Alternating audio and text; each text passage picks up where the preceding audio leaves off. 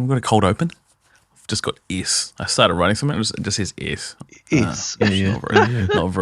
Not very helpful. Not very helpful. Cold open. It could be a little hot. Give us your hottest open, bro. Coming in hot.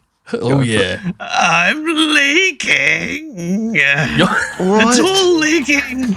Everything's leaking. The games are leaking.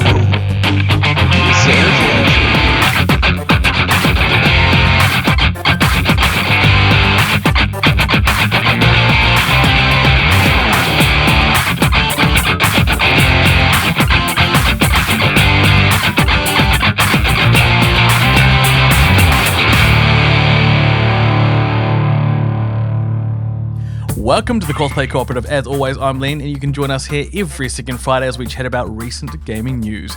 The good, the bad, the weird. We also chat about what we've been playing and go on more than a few game-related tangents. Introducing my co-host, he was recently spotted knocking over some of the Elden Ring set. It's Nate. Hello. I didn't share any footage on the in the meet. Didn't get anything? Nah, unfortunately. They chased me off set. Yeah, I bet, hey. I tried to parry them, but I suck at parrying, so... You realise your IRL parry was rubbish? Yeah. You should have rolled, bro. You should have dodge rolled. You should have dodge rolled instead he fat rolled. God damn. Yeah, well, the best move is like backstep into backstab. That's like the pro move. Yeah, unlock backstep into backstab. Anyway. It's like a little bit aggressive against security guards, though. Yeah. Probably better off with a dodge roll in that particular circumstance. Oh, did you see that great shot of the guy, the ex-rugby player who dropped a shoulder into a guy who was running away from the cops? And yes, I saw that. Yeah. He just got king. He took out the dude. You see, the cops were like, we don't usually condone this, but thank you. We don't condone the public taking matters into their own hands, but... Yeah, don't do that. Thanks, mate. Yeah. And once again, he's down with a sickness. It's Dave. Hello. Yes, I am sicky poo again, and it's not like the good kind either. I'm not back to Sex Panther voice. I'm just kind of gross and congested. So I'm sorry, everybody. I'm gonna do my best. It's not the smoldering kind.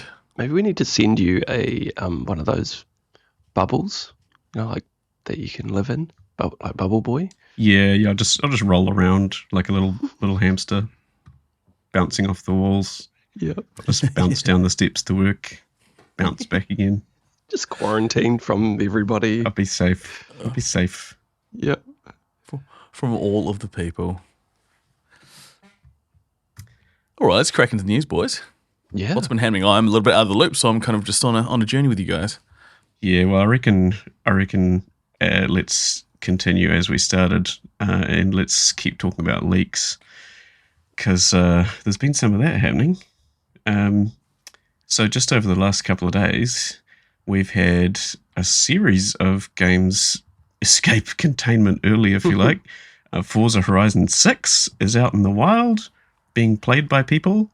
And, that's real. That's a real leak. Yes, that is real. It is out there. I didn't know. I thought then just a few days later, Lego Batman Legacy of the Dark Knight leaked out early as well. And that was, I believe, on Xbox. People were pre-ordering and preloading the game. They finished downloading the preload, and it just goes, do you want to play the game now? It's ready to play. And people were like, yeah, sweet. Of course I'm ready to play the game. Wow. Get it in me. Yeah, right. Get it inside me. So... so both of these are sort of weirdly, coincidentally involving Microsoft or Microsoft platforms. Who knows what that means? If you have one Microsoft of those... continues to be continues to sit on their own balls. What does that mean for your Open Critic if you have... Fantasy Critic, if you have one of those games? Like, are the reviews coming in? It doesn't really affect reviews, no. I mean, reviewers are avoiding this like the plague because, of course, accounts that have downloaded this and are playing it are getting like hardware banned for 10,000 years. So reviewers don't want any part in that. And they've already got review codes. They're already playing the game legally. So it's not really an issue for them. But yeah, in one case, where it gets really funny is that it seems like with Forza Horizon 6, the leak was because someone or something at Microsoft uploaded the game to Steam with no DRM. So they literally just put it out there for people to find. Oopsie. Oh no! Oh no! Someone's I would say someone might be massively fired, but also it might not be people at all, right? This is Microsoft. We're talking about the company who's got all of their fingers in the one big AI pie. So it's entirely possible that this was some kind of agentic release setup. Old Uncle Bing. Oopsie. Yeah. And now, apparently, Subnautica 2 has also somehow seeped out of containment early on PC. Oh, dear. Everyone seems a lot less sure about that one. It seems more like maybe one isolated case where someone's gotten their hands on a copy somehow. But yeah, things are just leaking out of all the game holes. Oh, no. So it's sort of like, is this something we're going to see more regularly for whatever reason? Like something seems to have shifted a bit here. It's not like this is the first time this has happened for ages. Like this is something that goes on in the background from time to time. But to have 3 in a row like this with big releases is unusual, to say the least. Do you guys reckon some kind of weird things happening behind the scenes, especially at Microsoft here? Or is this just coincidences, do you reckon? I want to say coincidence. This used to happen a lot more back in the day, right? Back in the, I swear in the early 2000s, games were leaked more often, weren't they? Were they? Well, I mean, in the physical days, pirate. Yeah, right? Because you've got discs out there. Like, if someone is feeling a little bit sneaky down at the local game store, they could end up chucking a copy in their console or, handing one out to their mate on the sneaky. Breaking the embargo. No one needs to know. Yeah, exactly. Like, that can happen easily with physical. But in the age of digital, I feel like it's something you see a bit less because generally some basic processes and, security taken into account prevents this from ever happening, especially with big companies. That's a good point. And I read somewhere today that it's like, 85% of like PlayStation games are digital now, I think. Yeah, it's massive numbers. But I mean, physical's almost dead. Yeah, it's crazy. So, I don't know if it's a intention. Well, obviously, I don't know whether it's someone doing it or whether it's just an error in their systems. That's I mean, Subnautica 2 seems more like it might be someone acting a little bit naughty. The other two seem more like just massive stuff ups. Honestly, could it be? Yeah, could it be Craft on? Leaking? Now we're going full tinfoil. It's like a revenge against Unknown Worlds. That could be it, couldn't it? It could be. It could be it. Could be. And he probably asked ChatGPT how to leak Subnautica 2 early. ChatGPT, how can I fuck this up even more? Yeah.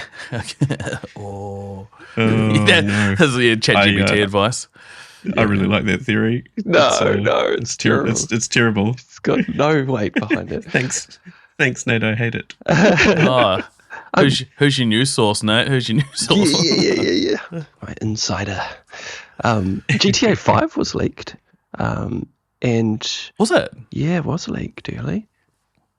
GTA 5 or GTA 6? GTA. Was it 5? I can't remember. Was it GTA 6 footage that appeared? Rockstar's had a 5 few leaks. Oh, yeah, no, 6 had was GTA 4? No, there's a whole bunch of stuff that came out with GTA 6, wasn't it? Yeah, GTA there was 6 one had guy a massive leak there's a big some leak, time ago. Yeah. It was kind of like early on in the hype cycle. Early development footage got leaked, which was pretty painful for them by the sounds of it. Oh, yeah. Half-Life 2 had a massive leak back in the day. I don't remember that one. I'm fairly sure I may have played it. At the time, Allegedly. when I was back in university, yeah. And then there was a Last of Us 2 big cutscene leak, and was it cutscenes? And there was, and and then there was the big like controversy about it being right. about one of the main protagonists being trans when she wasn't actually. Yes, Right. I feel like Naughty Dog's had a few leaks of their own now. Actually, thinking about it. I've had a few. Yeah, I guess most of those big studios, once they get to a certain size and level of importance, people just really want to know what's going on so bad that they'll do whatever they can to get in there. Sheer studio size, right? The more people you've got in the studio, the more leaks they could be. That too. And I mean, especially like a bunch of Rockstar stuff kind of occurred around the the working away from office period, sort of COVID, post-COVID, right, where everybody was spread out and it made security that much harder and that's right, that much easier for things to go wrong. Yeah. Well, speaking of a bit wrong, or maybe not. I don't know. Maybe it's a bit so right. I was wondering how you transition. Just to say. And because we cover only the biggest, most important news here, because that's who we are as journalists. Kingdom Come Deliverance 2 is getting its own perfume. This is from Chris Scullion at VGC. And it's no cheap off-the-street perfume. This is a €155 perfume. And for that €155, you get 50 mils. Ooh. So that's pricey. And just let me read a little bit from this. Is it Eau de Toilette? Developer Warhorse Studios and fragrance company Kintsugi Perfumes, both of which are based in Prague in the Czech Republic, have collaborated on a limited edition scent based on the game. Now, if you were thinking about Kingdom Come Deliverance, a sort of famously grimy medieval game in which you are, basically a peasant, and nobody's had a wash ever. I don't know what I would think that scent might be, but it's not this description. So Kintsugi Perfume's description of the scent says, crisp apple and fresh herbs open the path, echoing the story you move through. Lavender, mint, and chamomile unfold with a quiet calm, softened by a hint of rose and elderflower, touched with a trace of forest honey and wild sage. The scent deepens into olibanum, worn leather, and dry papyrus, wrapped in the smoky touch of birch. These are not distant notes, but fragments of a world you already know. I mean, that's peasant sweat. Yeah. Wow. Yeah. I just think mud and poo. I think Kingdom Come Deliverance 2. I think just stables, poo, sweat, probably a bit of vomit. 100%. I feel like they're being unrealistic about what's going on with the smells here. Papyrus, sodden field. Maybe the font. Maybe not the scent. Maybe the font papyrus. That's kind of what I'm thinking. Vague, like scent of like blood on, or like old blood on your sword. Just stanko. Just. General miasma. Yeah. Eau de miasma. Now, since we're talking about being honest about scents, I've got a big question for you guys, and this is important. What game would you both like to smell like? Wow. I want you to think hard about this. This is delving deep into our personalities here. Probably Cooking Mama. Cooking Mama? Cooking Mama. Food, like cool. It's probably better. It's probably better than the fucking shit situation in Kingdom Come 2. Yeah, the old peasant dumps. Yeah, it's not ideal. Yeah. Cooking Mama's a good answer. I like that. What about you, Nate? Probably the smell of Lumiere from Clair Obscur, because that city is just that'd be quite very floral, full of very flowers. Yeah, floral. Yeah. Lots of flowers and bouquets everywhere.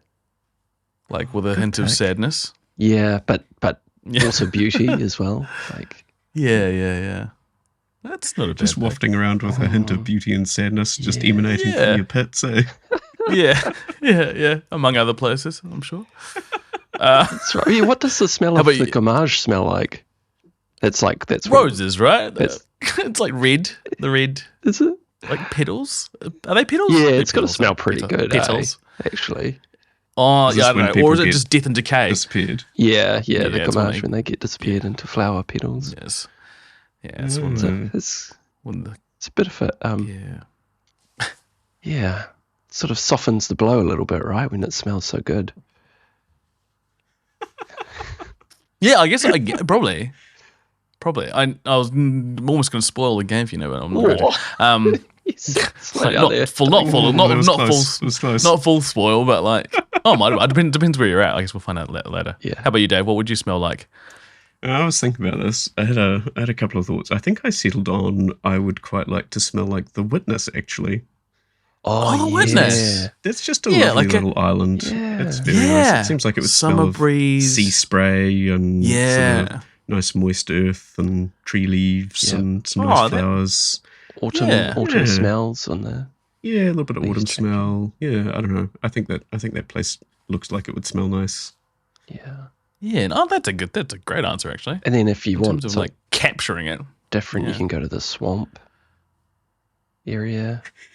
If you want to cleanse your palate a little bit. Yeah.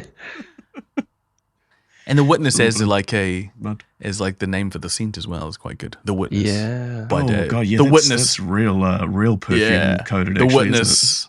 The Witness by Dave. The Witness eau de parfum. Yeah. That could be our first bit of merch, guys. Could be. The Witness. cracked I, Someone re- cut Crossplay somebody a Cooperative. check. Yeah. I reckon Yeah. Warhorse Studios would have made way more money if they'd actually gone with a rank smell. Oh, they totally should have gone with peasant steak. Yeah. Honestly, like Yeah, it would yeah, have been yeah.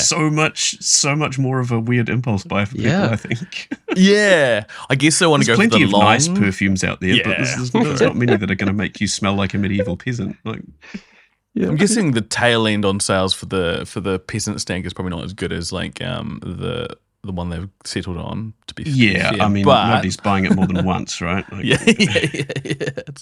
Need my supply of bloody peasant stank. Yeah. Or armor my cheese. musk. I need my musk. I imagine armor would get pretty Armor stinky. cheese. Armor cheese. Armor cheese Yeah. is a phrase I've never heard before. No. I don't think I Armor will hear cheese. it again. Oh, it's so graphic. It's Oh, good. it's Gotta be a thing, so- right? Oh yeah. Yeah. Oh, armor cheese. Oh no. Armor cheese. But people would buy it. They'd be curious and they'd be like, oh. Yeah, it's like when a company around here put out chocolate water a few years back, Oh. and everybody bought one, and it was exactly as bad as we all thought it was going to be. And then, but you know, Never they again. won, right? Yeah, yeah. Yeah, right. We all true. bought one. Yeah. Was it actually to go? Yeah, I think it was. Yeah, that was. was real That's bad. right. I It was forgot about. horrible. Yeah, but I did try it. Yeah, Yeah, Absolutely. same. you got to. Yeah, that's right. Yeah, it's Exactly like what we thought it was going to yeah, be. Right? yeah. It was. Yeah, it was exactly what it was going to be. Yeah. Yeah. Well, speaking of things that are a bit stanky, GameStop announced a shocking buyout offer for eBay to create, and I quote here, legit competitor to Amazon. And this is from Eddie Mackage at GameSpot.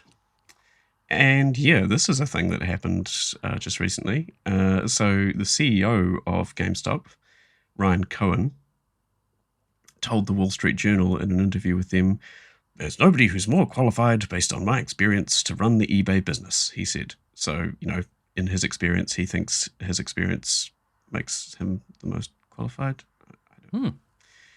eBay should be worth and will be worth a lot more money. I'm thinking about turning eBay into something worth hundreds of billions of dollars, he said.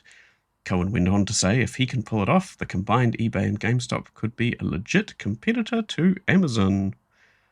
In its news release, GameStop said it will deliver $2 billion in annualized cost reductions within the first 12 months of buying eBay, should the deal go through. This would include $1.2 billion in cost cutting from sales and marketing at eBay, so, you know, firing a bunch of people, I guess, along with $300 million from product development and $500 million from general and administrative costs, also firing people, I guess. Yeah, that's the Cohen first step, said isn't in it? the CNBC interview that eBay would be run a lot more efficiently if GameStop could buy it.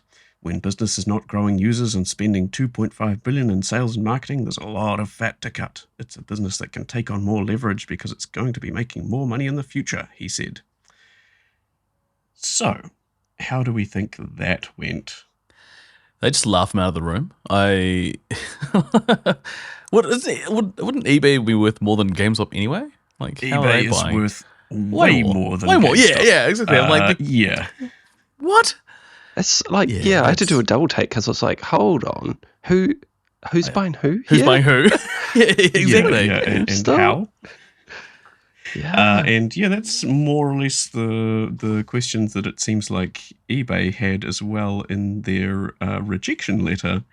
This is from Darren Bonthus, also at GameSpot. A few days later, eBay's rejection letter to GameStop's $56 billion bid pulls absolutely no punches. Oh. The company raised several concerns, with its primary one being how GameStop would plan to fund its proposal to purchase eBay for $56 billion, especially when GameStop itself only has $9.4 billion in assets. Yeah, that's a little bit of a problem, isn't it? That seems like my God. a little bit of a barrier to this working. Yeah. So, the eBay board of directors ultimately decided that GameStop's proposal was neither credible nor attractive, which in corporate speak is about as mic droppy and harsh as you Yeah, can it's like- get. That's being laughed out of the room, I would say. Yeah, basically, citing that the company in its current setup is more than capable of delivering long-term value for its shareholders. Essentially, eBay is doing just fine business-wise and doesn't need to entertain a buyout offer from GameStop. And this is where it gets pretty funny as well.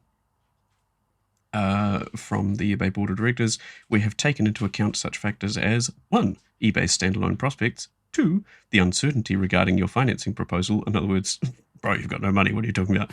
3.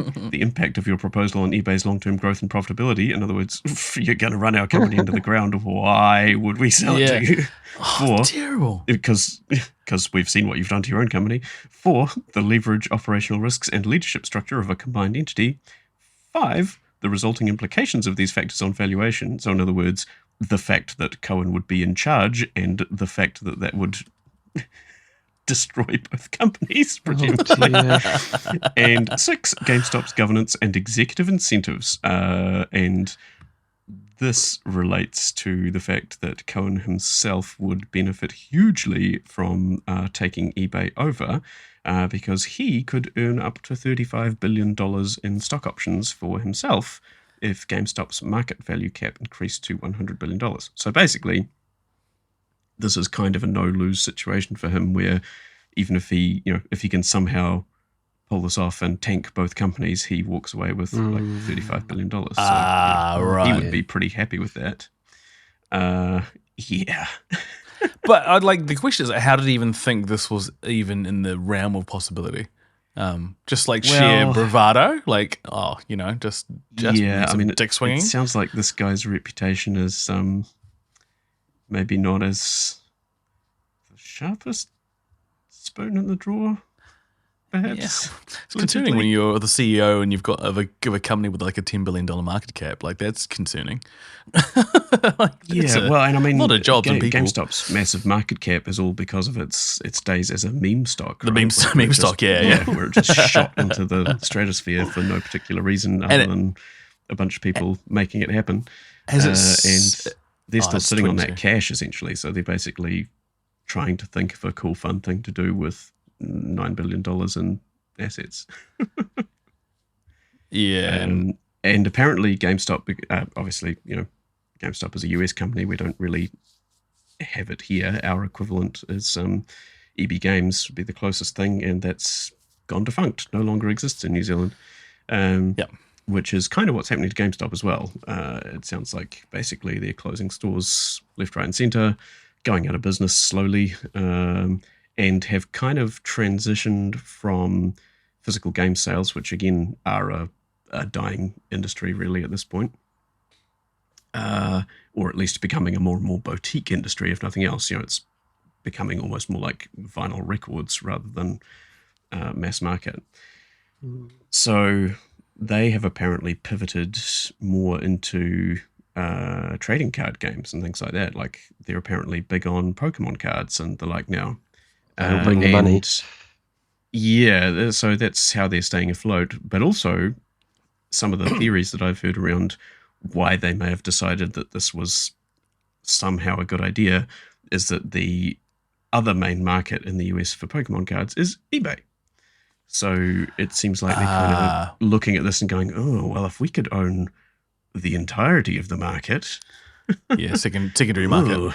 Yeah. Yeah. So I think that might have been the semblance of a foundation. So they're battling over the Pokemon trading card game second-hand market.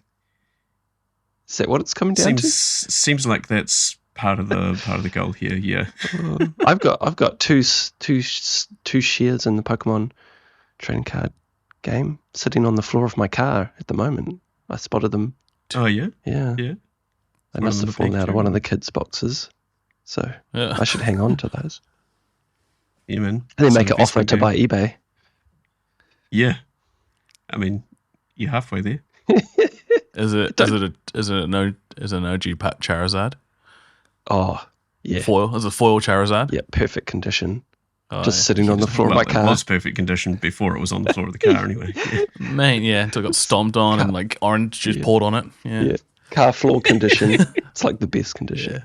Gets the highest. Yeah. It's one of the conditions of all time. Yeah.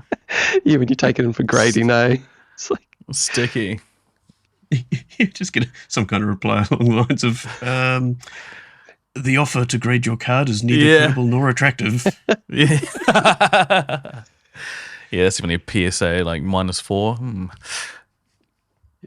Well, it's strange, and let's move on to another thing, Stranger Than Heaven. Oh, yes. Excitement. Which is apparently launching this winter, and this is from Sal Romano over at Gamatsu. And are you guys kind of getting some excitement going for Stranger Than Heaven? This game sounds potentially interesting. I love the Yakuza series. I kind of don't finish all of them because they're really long games. Oh, they're big games, right? They're really long games. So I think I finish one in every 2 or 3 and kind of start all of them and then finish, eventually finish them. Like a Dragon, I've finished the first Like a Dragon, and Infinite Wealth, I'm kind of maybe 25% through. I will finish that. This looks pretty epic though. This is great. This is a great studio. RGG is one of the greats. So are they the guys that do Yakuza? Like a Dragon? Yeah, yes, yeah. So this is their new game. Okay. So how long is it since they last did a non-Yakuza game, actually? It must have been a little while, right? Very long time. Because usually they're like a thing spin-off. There was what was that spin-off that they did? Is it like a pirate one? Yeah, which is still Yakuza, essentially. I'm just trying to think if there was the Judgment. Oh, so Judgment is probably the last one, which is 2018, the sequel for Judgment. Is that the original one? Just cool. Oh, wow, yeah, that's a while 2018. ago. Yeah. But I think there might have been a sequel to that as well.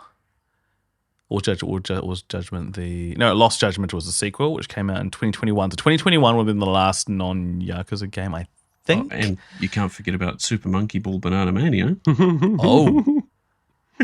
Actually, I think they put out Super Monkey Ball Banana Rumble in 2024, so it's not that long since. Oh, okay, all right. Is that a game, canon Yakuza game? Probably. Oh yeah, there you go. Yeah, so I'm on the and Virtua Fighter was 2021. Yeah. Okay. Yeah, so they actually have a few more bows to their string. Yeah. So this one sort of sounds like a bit of an interesting departure because it's taking place across a bunch of different time periods, which is kind of a cool idea. So we're getting 1915 Fukuoka in a big foundry. We're getting 1929 Hiroshima with the large naval arsenal. We're getting 1943 Osaka, which is apparently an entertainment district during the war, of course. And 1951 Shizuoka, Bustling Seaside Getaway, and 1965, Shinjuku, Tokyo. So it sounds like there's an interesting combination of potential mechanics here. Combat-wise, they mention moving the main characters' left and right sides independently to attack and defend. Does that sound like anything from any of the previous Yakuza games that you've played, Len? Like I haven't played any of the beat-em-up style ones, so I don't really know what the situation was there, but that sounds like a bit of a new thing. That could be cool if they do it in like a sort of Tekken, so like squares, like left punch, triangle, right punch. If that's kind of what they're thinking about doing, and that could work, that could be real sick. Actually, I'll be way down for that. And then you could, so they say follow a jab with a crushing blow, send enemies flying with a charged attack, tackle them while they stagger or pin them to the ground, and unleash a relentless flurry of punches. So yeah, sounds like some interesting kind of combat depth and options potentially, at least per their own words. That might be the kind of point of difference from the Yakuza games. Yeah, sort of room to do a whole new combat system without upsetting people too much who might be expecting something more familiar, right? Yeah, I think so. Yeah, and, I wonder. They also talk about blocking and instantly countering with the other hand. So again, sounds like some interesting kind of left-right interplay. Yeah, I can see how that would work. Yeah. Be interesting to see what the L button, like the sort of triggers do, and because I don't usually use. They use the triggers. I think you hold them down, you can do moves. I think it's been a while since I played the Yakuza game. I'm interested. Like one of the things about these games is the multiple protagonists is not a new thing for Yakuza. I think quite a few of them, particularly after 3 onwards, I think maybe 5 in particular. So actually, this one sounds like it's a single protagonist just across a is it? period of time. Yeah, sounds like that's it's cool. One guy. You won't just control Makoto Daito. Sounds like you continue to be the same guy. Right. Yeah.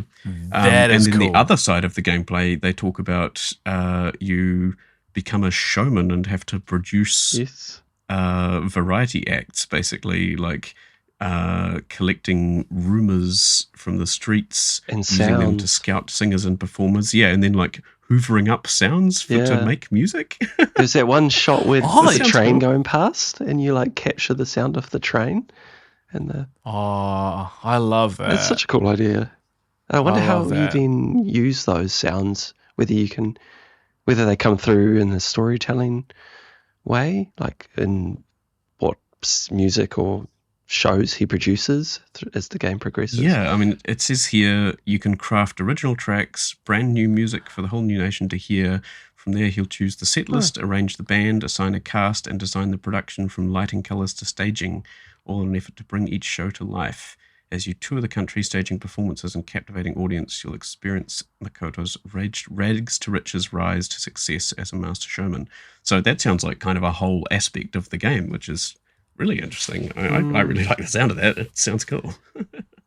That sounds really cool. Sorry, I read it as like you won't just control Makoto, like as in there would be a bunch of different. I didn't actually read the rest of that sentence. That's you won't just control Makoto. You'll also control these 5 other guys. Yeah, I was just like, and from the trailer. Eyes. From the trailer, I thought it was a bunch of different people, but I see here, I understand. That is way more what I would want to do. I like the idea of having just one character and really becoming that character.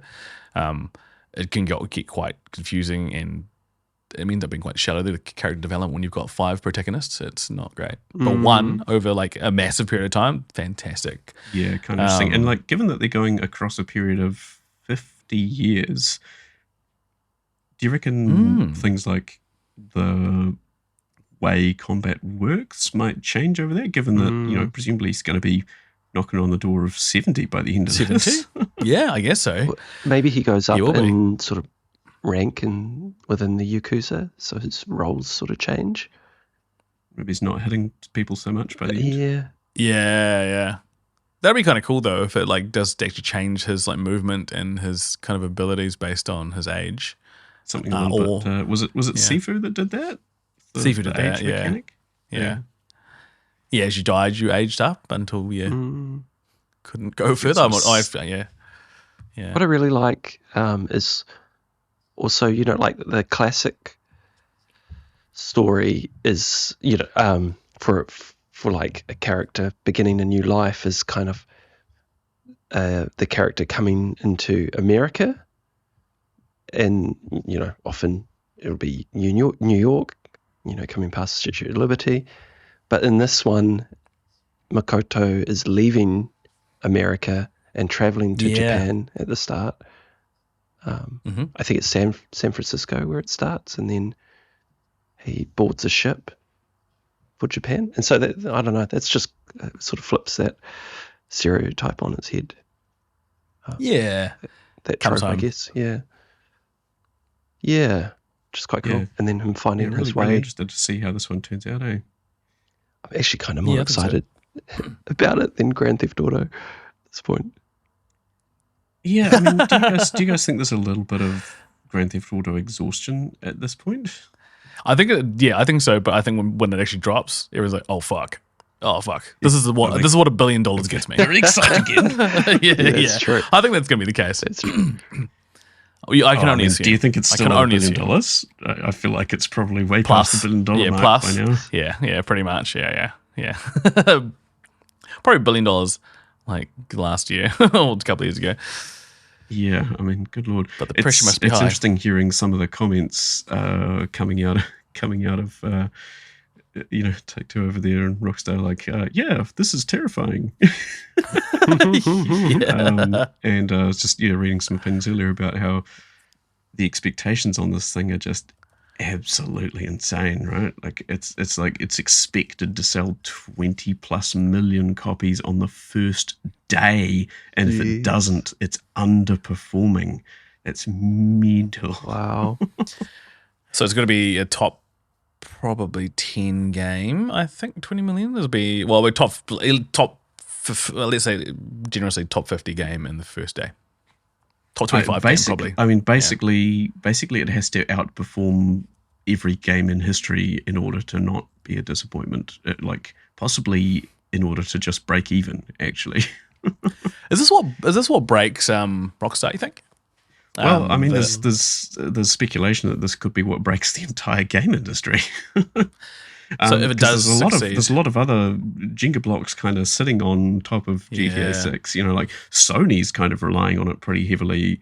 Lots of other people are sort of hoping that this thing goes off, because if it doesn't, it might be a big problem. I think so. Yeah, I think it's good. Yeah, and I mean, essentially, be a massive problem for Rockstar, because I mean, essentially their whole unique proposition at this point is we can just throw infinite money at things until they're real good, like more money than literally anyone else on the planet can. And if that stops working, what do you do then? The scary. Microtransactions. It's going to be really interesting to see what the whole online side of it looks like when it drops. Yeah, well, this is the other thing. That is right. Because GTA Online is like this unicorn. Like it's insane how much money that thing is still making on every single day. By day basis, Yeah, just millions and millions of dollars. And by releasing a sequel, they're not just releasing a sequel, they're also potentially cutting off GTA Online as a revenue source. Because once there's a sequel, you've got to transition people off of that thing onto the new one. And if you lose them in the process, oh boy.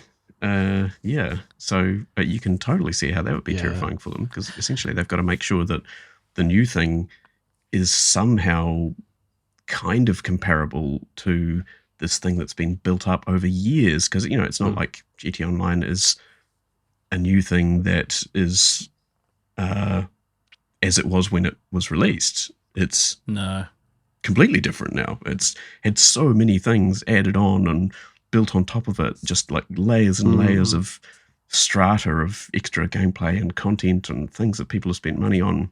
This is something and it's this massive proposition to replace that. This is something I wish more games would do, is have like a transition or some sort of transition gameplay built into their previous game to, like give players something to do to then transition into the new game.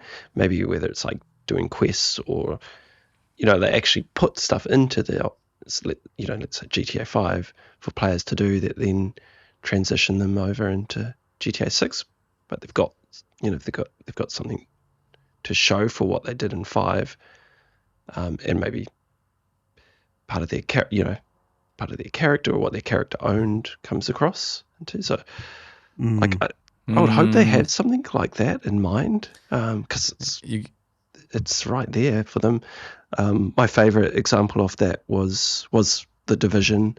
When the Division 2 was coming out, they had this system called Shields, where it was like kind of quests in the first game that they were like, oh, if you go and complete this, and it kind of got you to go and experience all the different parts of the game again, parts of the game that you hadn't experienced for a while, and then you'd get these achievements, which would then carry over into the next game.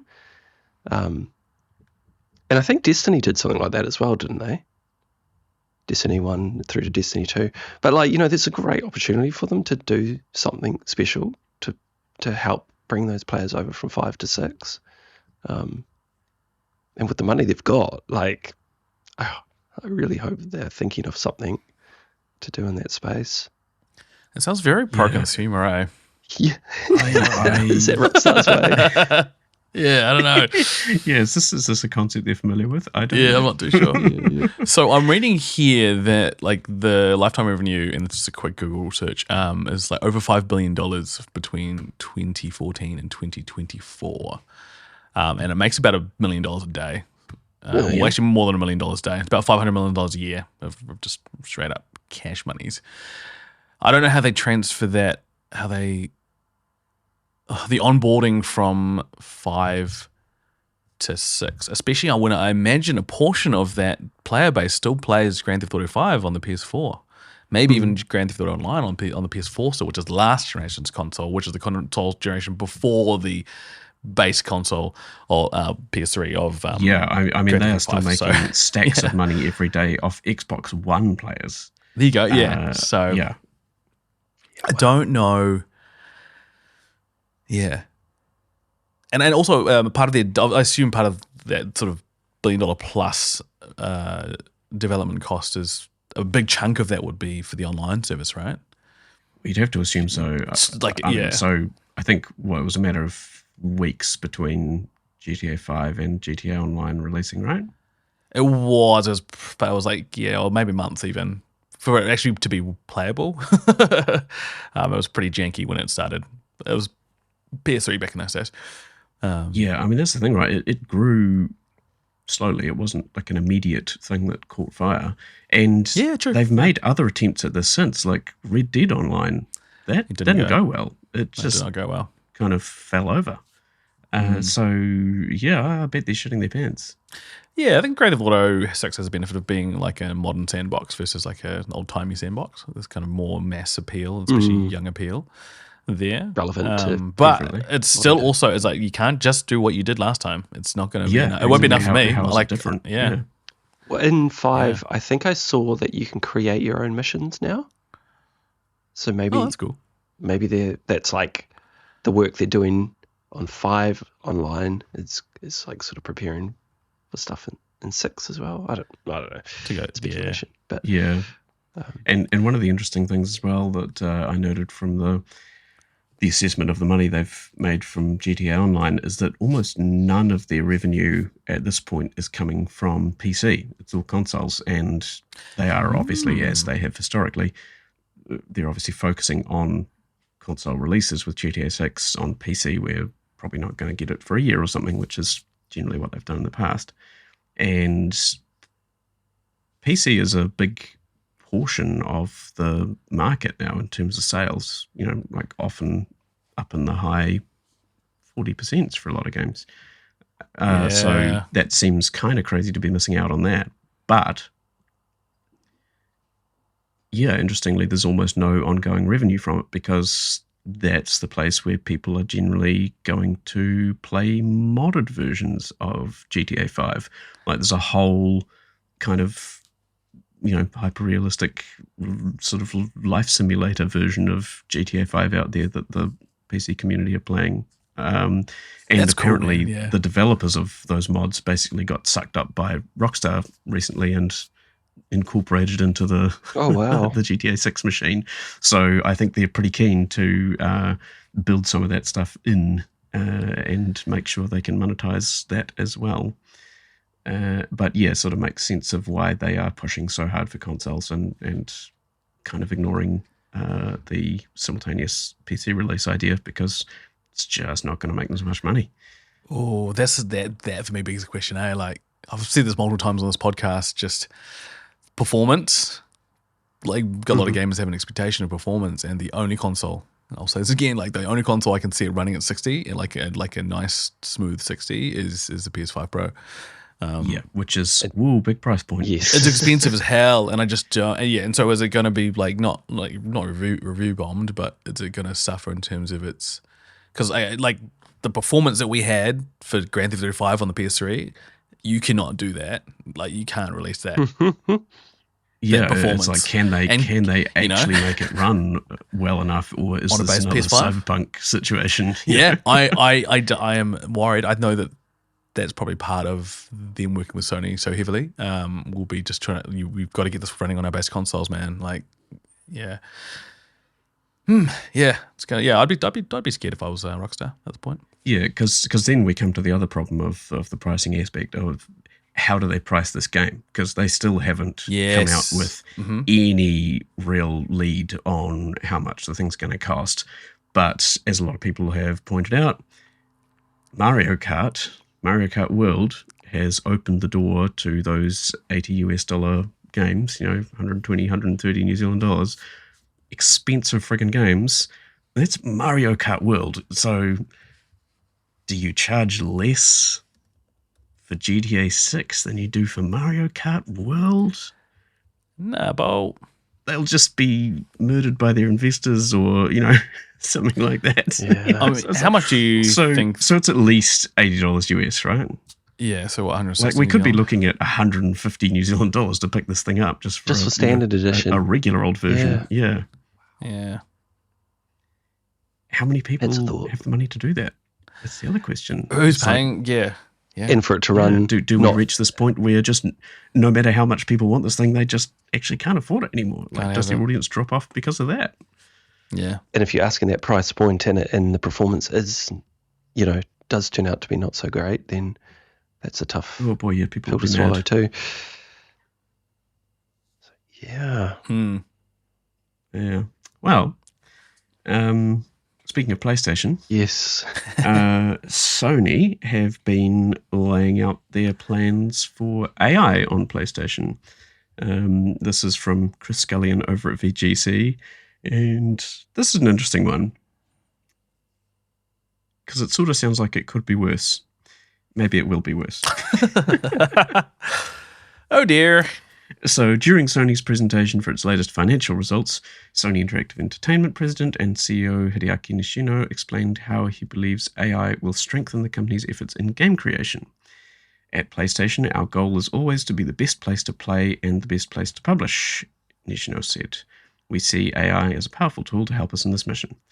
For our players, this will mean a gaming experience like never before, more immersion, more adventures, and fresh ways to enjoy their favourite characters. For our publishers, this will mean an even more efficient production environment and a better discovery to ensure their games reach the right audiences. So, that sounds like your pretty standard CEO fare, doesn't it? He's kind of saying not much other than, it'll be great, it'll be better.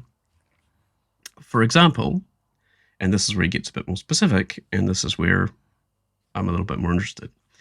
Our teams created a tool we call Mockingbird that quickly animates 3D facial models based on the performance capture.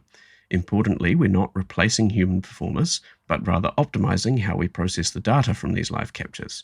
With Mockingbird, animation work that would have taken hours can now be completed in a fraction of a second.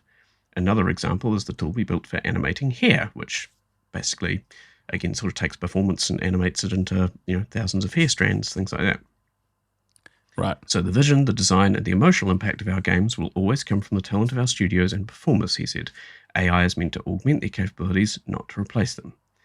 Now, that's kind of a much more interesting and, I've got to say, somewhat reassuring statement. I mean, who knows what this leads to, but what they're talking about with using it as a tool to supplement good old-fashioned human work and do what seems like the ideal application of AI to me, which is replacing arduous human busy work that no one really wants to do or enjoys doing, like cleaning up 3D facial capture data to make it suitable for animation. Like, no one wants to do that. You just want to use the data, right?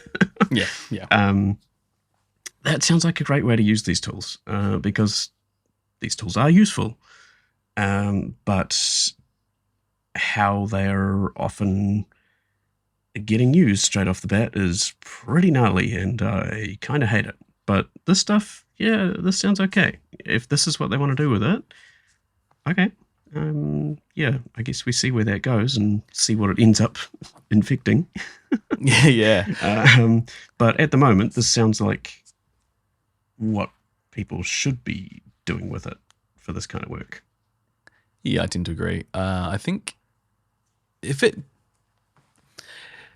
particularly for Sony, they just have really expensive games. They make expensive games, single player games with a high production value. I think this kind of stuff, yeah, as you say, that reduces the busy work, that brings those development costs down, so they can sort of increase their output and make better games and use those human resources for more creative things. Ideally, and also like in terms of your actual production of the video game itself, I'm not a dev or anything, but I hope it kind of increases the sort of flow between teams, so you're not waiting on something that's going to take that will take a long time. It also lets them pivot potentially quite quickly if they go, we're going to try this thing instead. So maybe it doesn't even necessarily bring the cost down heaps, but it gives the full team more creative control, because it can actually change things like on the fly without having to wait a week or 2 weeks or whatever, months to implement this new change or this new animation style or this new whatever. So for that, from that point of view, that could be good. But yeah, as you say, don't know where it ends. How like, yeah. But I think the public will push back on if they see you're gonna get any news, because the feelers are out there for the misuse of AI now. So I think if anyone does anything untoward, I think it'll be called out. Hopefully. What do you reckon? There's a lot of work that's involved that is not so like flashy and like, this directly relates to, like how, like a cutscene plays out, or like how like the end result of the game, looks and feels. And like there's all this other, like what we've been saying, busy work that's happening. Like in this example, we've got, let's say they've captured hundreds of hours of motion capture data, and then before AI, there would be some person that's having to sift through it all, or run or write code that then sort of, I don't know, categorizes it. Who knows? So like that kind of work that needed to be done, but wasn't really creative in any means. It was just sort of like getting to the end result so that, something could be then, I guess, created. Yeah, I mean, we've seen some other real kind of encouraging versions of this sort of thing happening recently, like even say in a related industry, the guys over at Corridor Digital on YouTube coming up with a way to use AI and machine learning to make green screen color keying sort of much easier and more reliable in a semi-revolutionary way. Just places where these tools can be used to help humans skip over the lame, boring Yes. bits to get to the interesting, creative bits. Yes. I like that. Yeah. I think that's good. That's Sounds what promising. our tools have traditionally done. Let us get to the interesting bits. Yeah. That's why we write. Not replace the interesting bits. Yeah. That's why we write. Like just thinking about it in terms of my work that I do, it's like I often think about, I have to do this XYZ thing again to get to this end result. And then it's like, well, if I could just get AI to just do that so that I can get to that end result, and then I can move on to doing something, better. Yeah. Or, or start making things because I haven't had to do that boring grunt work that needs to be done. That's why we write scripts and programs to 100%. To speed up all that and do things in bulk or do things much, much quicker than we could if we were manually doing them ourselves.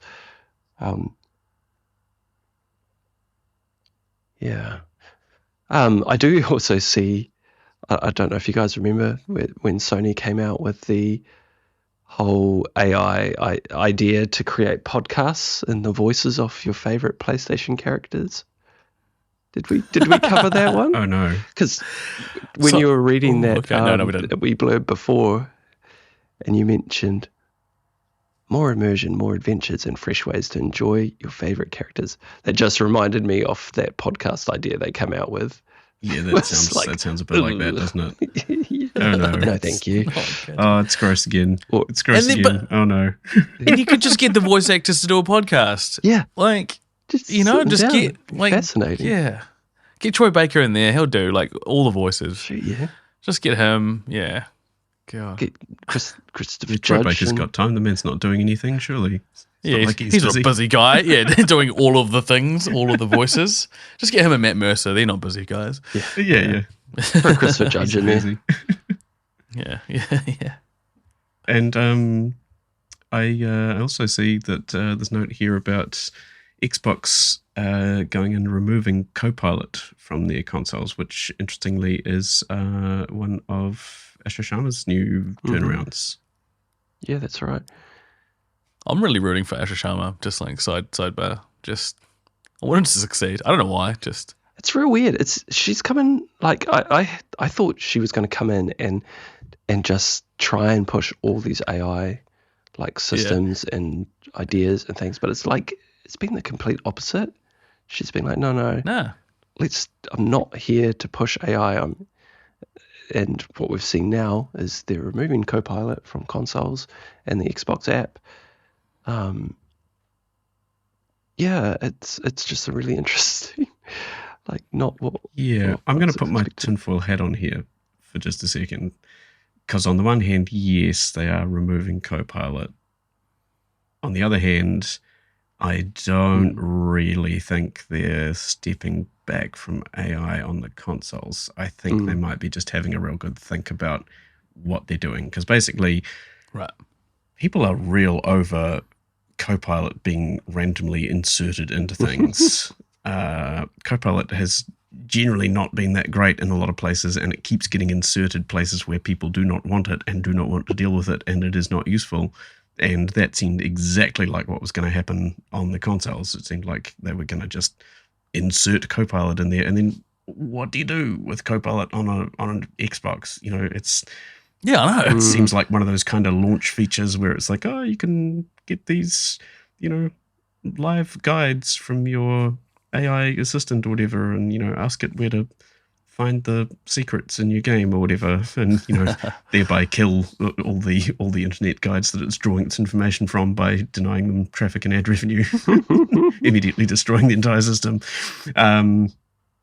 But yeah, I don't know. Like, what do you do with it? How do you stick it in there in a way that's useful and interesting to people? And I think the answer is you don't, because it's sort of a tainted brand. Yeah. It's kind of horribly unpopular. It reeks of big capital M Microsoft.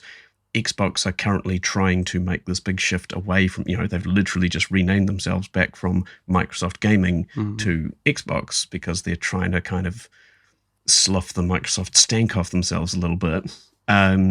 So yes, but also Microsoft is still basically a giant AI company, and I think they're probably still looking at some other way they can do this that is less yuck looking to people.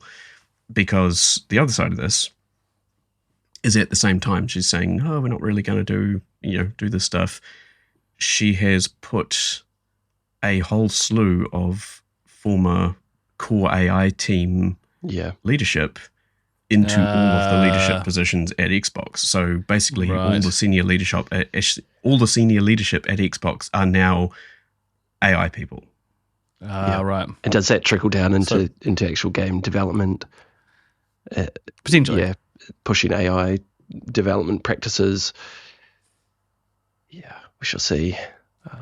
Certainly it seems like all the people in charge are now strongly connected with Microsoft's AI business. Now, that could just be because these are people she's worked with and knows and trusts to do these jobs. It might not have anything to do with the fact that they're, currently AI executives or former AI executives. It could just be, these are my team members, so I'm going to get them in to help me do what I want to do. Or it could be part of a larger strategy where they're bringing more of that core AI team across and trying to integrate that more into the gaming division. Do you know what this is? I think bring back Bing, to be fair. Bring back Bing. Yeah, just do it. Bing AI. Bing AI, let's go. Do it. God. Just do Bing. it. Cowards. Oh, man. This is you know what this is? This is stage 3 of AI rampancy, which is a topic that I'm going to bring up later in the podcast. It's where Asha Sharma has brought all these AI execs in parts of the company. Is it that AI is actually pulling the strings behind the scenes? Oh, it's just bringing its minders in to help. Yeah. Oh, right. Yeah.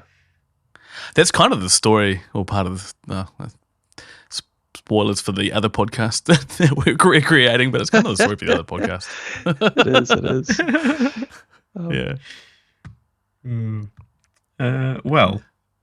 It is. Sounds like a societal meltdown. And speaking of meltdowns, the Helldivers 2 community is melting down. This is from Lewis Parker at Kotaku. Now, as a semi-rehabilitated member of the Helldivers 2 community, this is just kind of what it does. Didn't we have one of these last week? All the time. Or the week, the episode. It was a few weeks, a couple weeks, a couple episodes. Yes. Any given week, the Helldivers 2 community is generally melting down. They're pretty mad about a lot of things. But anyway, Helldivers 2 is currently being review bombed, and this is because the community are mad, and in an attempt to put the fan base's minds at ease, developers Arrowhead put out a post on their various channels to address recent complaints, and that made everyone even angrier because of course it is. Are the major orders we've got just a bit of a list of issues here? Sorry, are the major orders just getting too hard for the Helldivers these days? No, I think it's a whole bunch of stuff. I think it's basically an accumulation of things kind of consistently going wrong with the game, and people have been upset about that for a long time. It's always had this weird feeling like somehow they kind of are never able to test anything properly before releasing it to the live build, and you just find bizarre game-breaking bugs within like 2 minutes of testing a new update. Like, how did they not catch this? You experienced a lot of this firsthand, didn't you? Yes, I experienced a lot of this firsthand. Like I said, semi-reformed Helldivers 2 sicko with about 500 plus hours in that game. Yeah, you and Matt, Jesus. Yeah, but a little bit of a list here of what people are mad about. Weapons keep getting nerfed, and this is an old problem from way back at release of the game. They kept kind of dumbing down weapons, and people get real mad about it because it feels bad. You go from having something that feels good to having something that feels worse, and that's never fun. Devs keep adding war bonds, which are basically little paid mini expansions. So in other words, their ongoing income. instead of fixing bugs, which is like, yeah, that is a problem for development of these kind of live service games, because you have to fund development somehow. And on the one hand, yes, you need to fix bugs to keep the game playable, keep people having fun. On the other hand, you need to keep putting out content that people want to pay for so that you can continue to develop the game, because you got to pay people. People have to, buy food and stuff. So it's a weird one. Balancing that is the sort of thing that I imagine is really hard. And it sort of seems like these guys aren't getting the balance right sometimes. So patch notes are often sort of uncommunicative and don't list buffs for enemies. And that's something that, again, they've done for a long time, because kind of, in what's sort of a nice gesture in some ways, they like trying to surprise the fans. They sort of have this ongoing emergent storytelling thing where they kind of sneak new things into the game that they don't tell people about, and you stumble across them while playing. And that was always actually really exciting, because you never know what's going to happen. And you're like, oh, that I've never seen that enemy before. What is that? What just happened? Like, yeah, cool. And that's actually really cool, I think. But it also does mean that people, when it's something they haven't tested properly, they won't mention it in the patch notes, and suddenly something will be super broken and nobody knows why. And they're like, how did this happen? And they go, oh yeah, we changed that and we stuffed it up. Sorry, guys. Can you recall an example of something that was like that? Like that was a surprise to the community? Like in a good way? Oh, in a good way. Oh, they did all sorts of funky things with teasing the Illuminate, who were the sort of third enemy. That was enemy cool. Alien race in the game, and they teased things like the big bug boss, the hive tyrant, sort of giant sandworm thing. The tentacles. They teased that for ages, and yeah. And so they did a lot of cool things, kind of teasing new enemies and just sneaking more stuff into the game. So yeah, that's kind of been a nice ongoing set of surprises that they've done, and I think that's pretty cool. That was one of the things that kind of kept it real fresh and interesting. But yes, it also means that they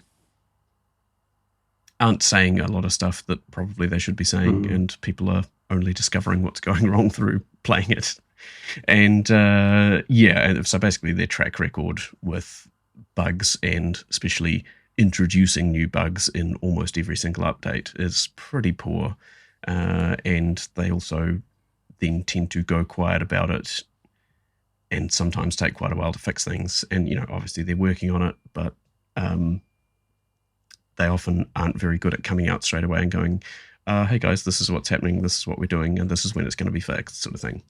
And so the comments say things like, how many times have you repeated this stuff without actually doing anything? Which is, kind of fair enough as well. So it's like they need to kind of see employ where both sides are coming from there. like one QA person at least. Yeah, I mean, this is what I don't understand, is that it just doesn't seem like they've ever had a particularly viable testing environment. Like something is badly wrong with their development process there. I don't know what it is, but some kind of system is not in place, because I've never played any other game that has quite that many, almost set your watch by it levels of bugs, where every single update will just have something broken in it. And it's always something, well, it's not always something new. Sometimes the same thing will break, multiple times over and over again. Like they'll fix it and then it'll break again. Right, yeah, it's a weird one. I've seen that a few times. And it's like a couple of years old now, eh? Like it's we're going to year 3 now? Like it's 2 years since release? Like you think they'd kind of saw that kind of... they've got your war bond. You'd think they'd find a way to improve the quality of that cycle. You've got to, I was going to say Call of Duty is an example of a company that does it well, but no, they don't. So maybe that's just maybe it's just diff things. Yeah, they do, and they do it well sometimes. But yeah, it's disappointing. To be fair. Yeah, and this game still has really healthy player numbers 3 years on from release as well. Impressive. It's still just cranking along, doing well. It is impressive, and a lot of people are still enjoying it and seem to be really passionate about it to the point where they get maybe a little bit too passionate about it. I have an idea for Arrowhead Studios to get a few brownie points with their players if they can develop this bug-free. All they need to do is give the mech suits the ability to either punch or chainsaw. And you would just... Yes, apparently the mech suits love. were something that people were upset about as well.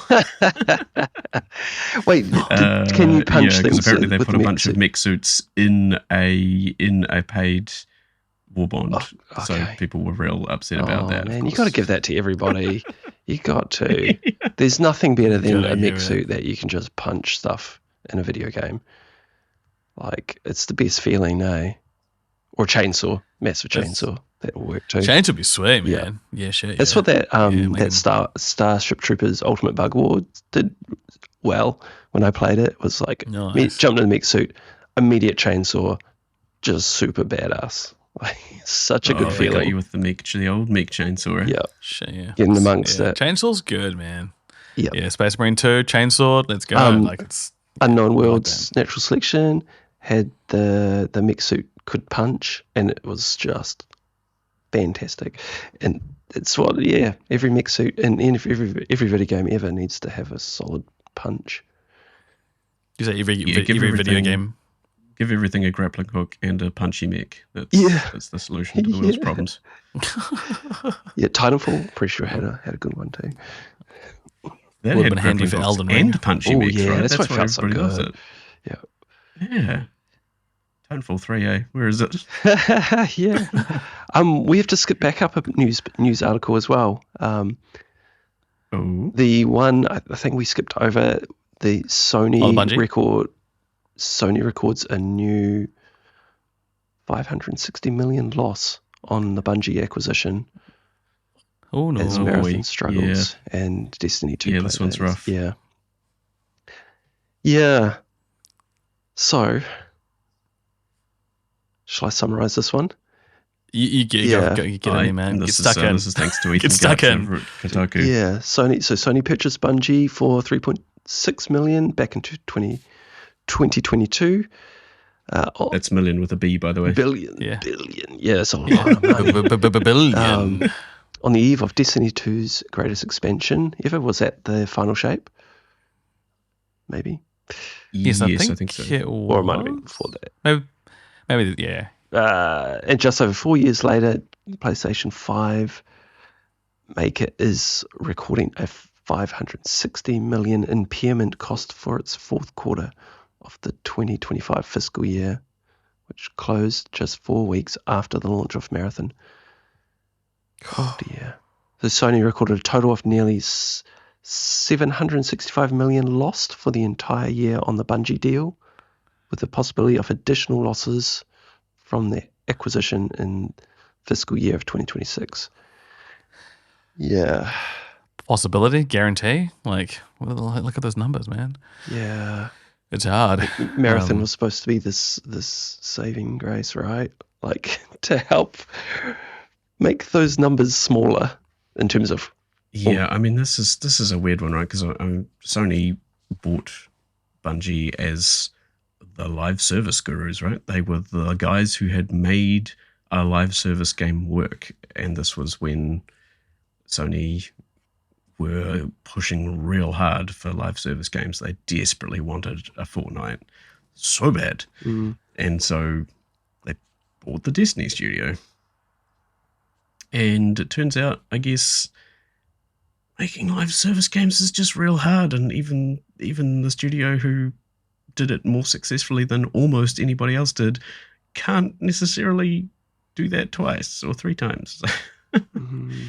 And also just slightly strange decisions. You know, they chose to make an extraction shooter. It's a niche genre. Yeah. It's never going to be huge. Yeah. It's too hostile. You're not going to get Destiny numbers off a game like that. And yeah, I mean, sure enough, it's currently hovering between 10 and 15k players on Steam, which is, again, probably not that inaccurate to its total player count, because the majority of copies were sold on Steam, which again is kind of weird for Sony because it's not selling that well on PlayStation, the platform they own. Yeah. And this is the dev that cancelled a bunch of Sony, or kind of like did a lot of consultancy with a bunch of the other, or advising with a bunch of the other first parties for their like live service games, like the Last of Us live service game. And they basically were a big part. Well, supposedly they're a big part of why that game never even got released, because Bungie's like, nah, it's not going to work. But then on the same sort of hand, they also they made an extraction shooter, like to compete with some of the bigger live service games. I just don't know. It's almost like a Sony gave them so much rope that they hung themselves. You know, like yeah, do what you want. It's like, no, don't do what you want. This is what we want you to do. You need to do this. And I think that goes with the leadership. I think you had Jim Ryan, who was at the helm at the time. He's not a gamer, has no idea. He was very into live service. The live service push. Yeah. He would have looked at the numbers and gone, yeah, Bungie's popular. Like, look at the history. They would have pitched it to him, but he doesn't know. He doesn't play those games. He has no idea. Like, you know, we criticize Phil Spencer, we know all we like, but at least the guy played the games. Didn't make all the best decisions, but like, you know, yeah, it's a baffling decision. Sony are definitely best when they organically work with a dev first, do a couple of collabs like they've done with Helldivers, and then purchase them and then work with them and grow them. That's what they've done with all the other big studios like Insomniac, etc. You know, those are relationships that were built, and then they purchased. Whereas they didn't really work with Bungie. Bungie was more associated with Xbox, or if you're me, the Mac from back in like the 90s. The original marathon. The OG marathon. Yeah. So I just baffling decisions, and yeah, it's disappointing. It's disappointing that they went down that path instead of making something. And they could have done an extraction shooter, but I mean, we've seen it. What's the other extraction shooter? The big one. Arc Raiders. Arc Raiders, yeah, Arc Raiders, and it can work. And even the Arc Raiders isn't a 3-point. You don't buy Bungie to even make an Arc Raiders. Even that's not enough, in my opinion. You spend $3.6 billion. They bought Insomniac for $200 million. It was a while ago. It was quite a while ago now, but they've got their return on investment with Bungie. With Insomniac, they definitely have. Well, they're making losses with Bungie. It's just a baffling decision. But yes, that's why Jim Ryan doesn't work there anymore. In my opinion. Yeah, might have something to do with it. Yeah. But yeah, like you said, some baffling decisions made all around there, and again, sounds like everybody who's played Marathon thinks it's great. Problem is that there aren't that many people who've played Marathon. And there need to be more of them. They need more, yeah. You don't spend $3.6 billion on that. Yeah, exactly. And also, of course, the other concurrent problem is that Bungie seem to have almost abandoned Destiny 2 at this point. Yeah. All the Destiny 2 fans have basically gone, we've been left in the dust. The one expansion that we were kind of expecting seems to have been delayed, possibly indefinitely. No one from Bungie's communicating with us. We don't know what's going on. And again, Destiny 2 is now at its lowest point ever for player numbers. It has really sunk into the dirt at this point. And that was Bungie's big ongoing, this was their GTA Online, the thing that was making the money. To fund them. Supposed to be, Yeah. And with there's no information about a Destiny 3 at all out there.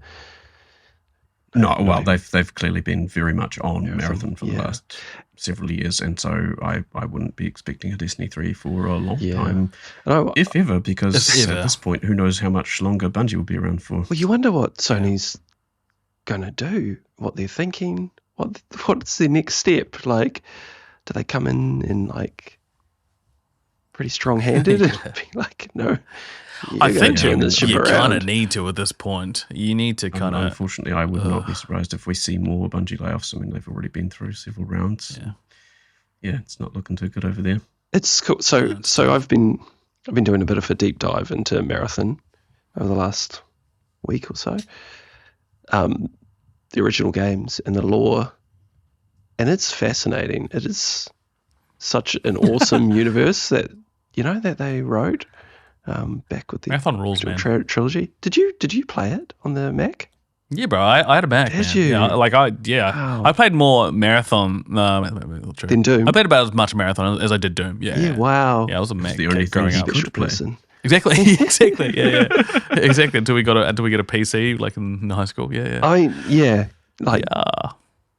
Going back and like learning about the universe, the Marathon universe, and what they've kind of got in the game at the moment, like narratively wise, is pretty light, but with the Cryo Archive and the things that it's hinting at characters from the original games coming back, like there's some really interesting stuff and some really, I don't know, could be some really cool stuff they do with it.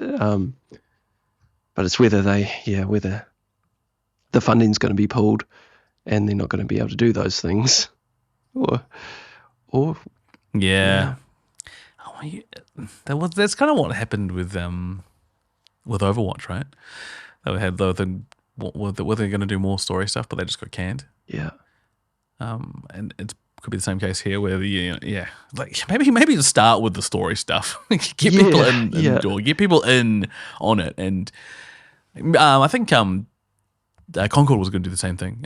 They wanted to build out the story in like kind of these vignettes that would release every couple of weeks or something, to kind of get people hooked in. But it's like, guys, you just gotta front load it, get people invested early on. And there's such great mystery in the Marathon lore, so that will like really hook people if they put that front and center and like, I don't know, just made it a really solid PvE experience.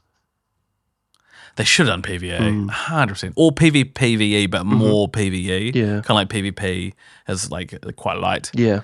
Kind of a little bit like Gambit-y kind of stuff. Almost. Gambit was cool, man. Gambit was sweet. Whereas Gambit was great. Big fan.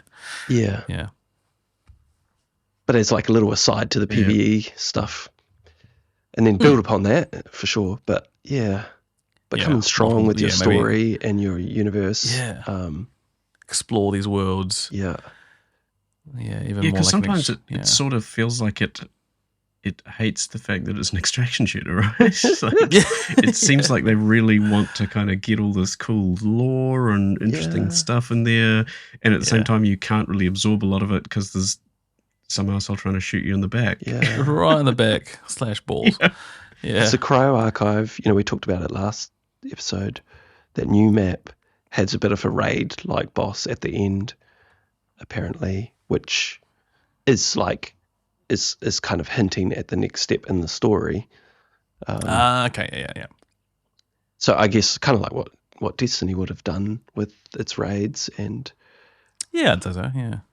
Yeah. Although often the raids, I think, in Destiny were kind of fleshing out story arcs, or kind of the sort of the end of major story arcs would be a raid.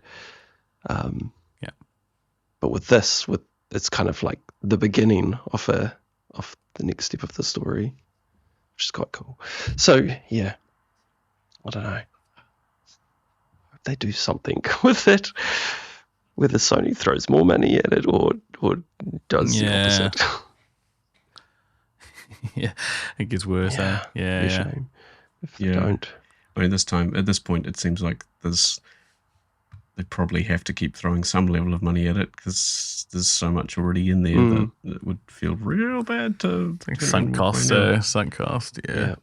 Ouch. And our next story here is actually also kind of about losses, but it leads into something a bit cheerier. So there's some nice news on the horizon here, lads. And this is honest. Unity, the indie game engine. Unity Q1 revenue rises 17%, but also posts a $347 million loss following Iron Source closure. This is from Sophie McAvoy over at gamesindustry.biz. And Unity has published its financial results for the first quarter 2026, and their overall revenue has risen 17% to $508 million.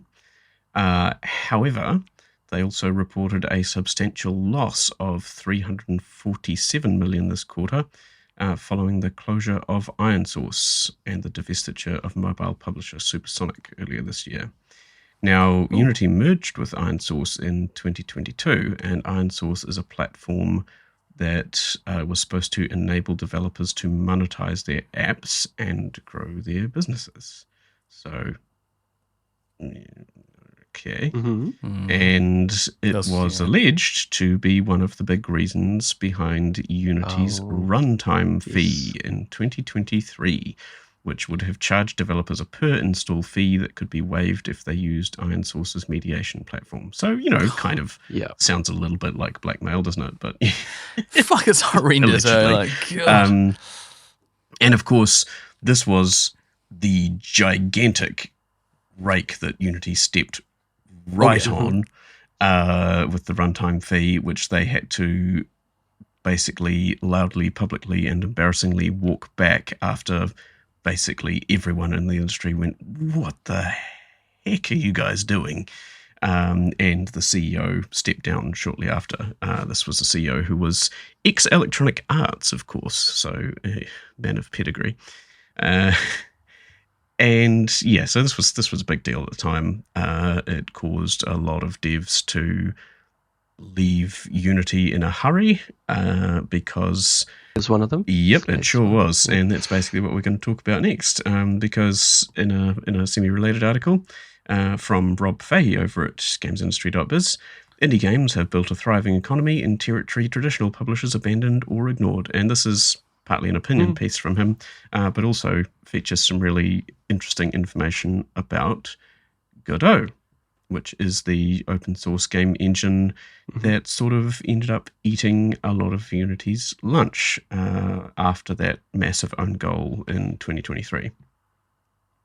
So that provoked a furious backlash and pushed indie developers to move over from Unity to Godot. And perhaps the loudest and most high profile of those moves was Megacrit, creators of the enormously successful Slay the Spire, who opted to rebuild its sequel entirely in Godot, despite work being already underway in Unity. So, those guys literally went, okay, we are going to start again, because that's how bad we want out from Unity. Yeah. And that's what a bunch of developers did. I mean, the ones who didn't already have too much sunk cost to even consider it mostly went, well, Unity have just shown us that they could just completely change the deal on us at any moment and start randomly charging us backdated fees or, basically just completely out of control stuff that removed all trust between the developers and the engine. So, yeah, a bunch of these devs shifted over to Godot. Godot got a massive spike. And, of course, when Slay the Spire 2 launched a couple of months ago, it became the 20th biggest launch in Steam history. Oh, that's huge. Is big. It's huge.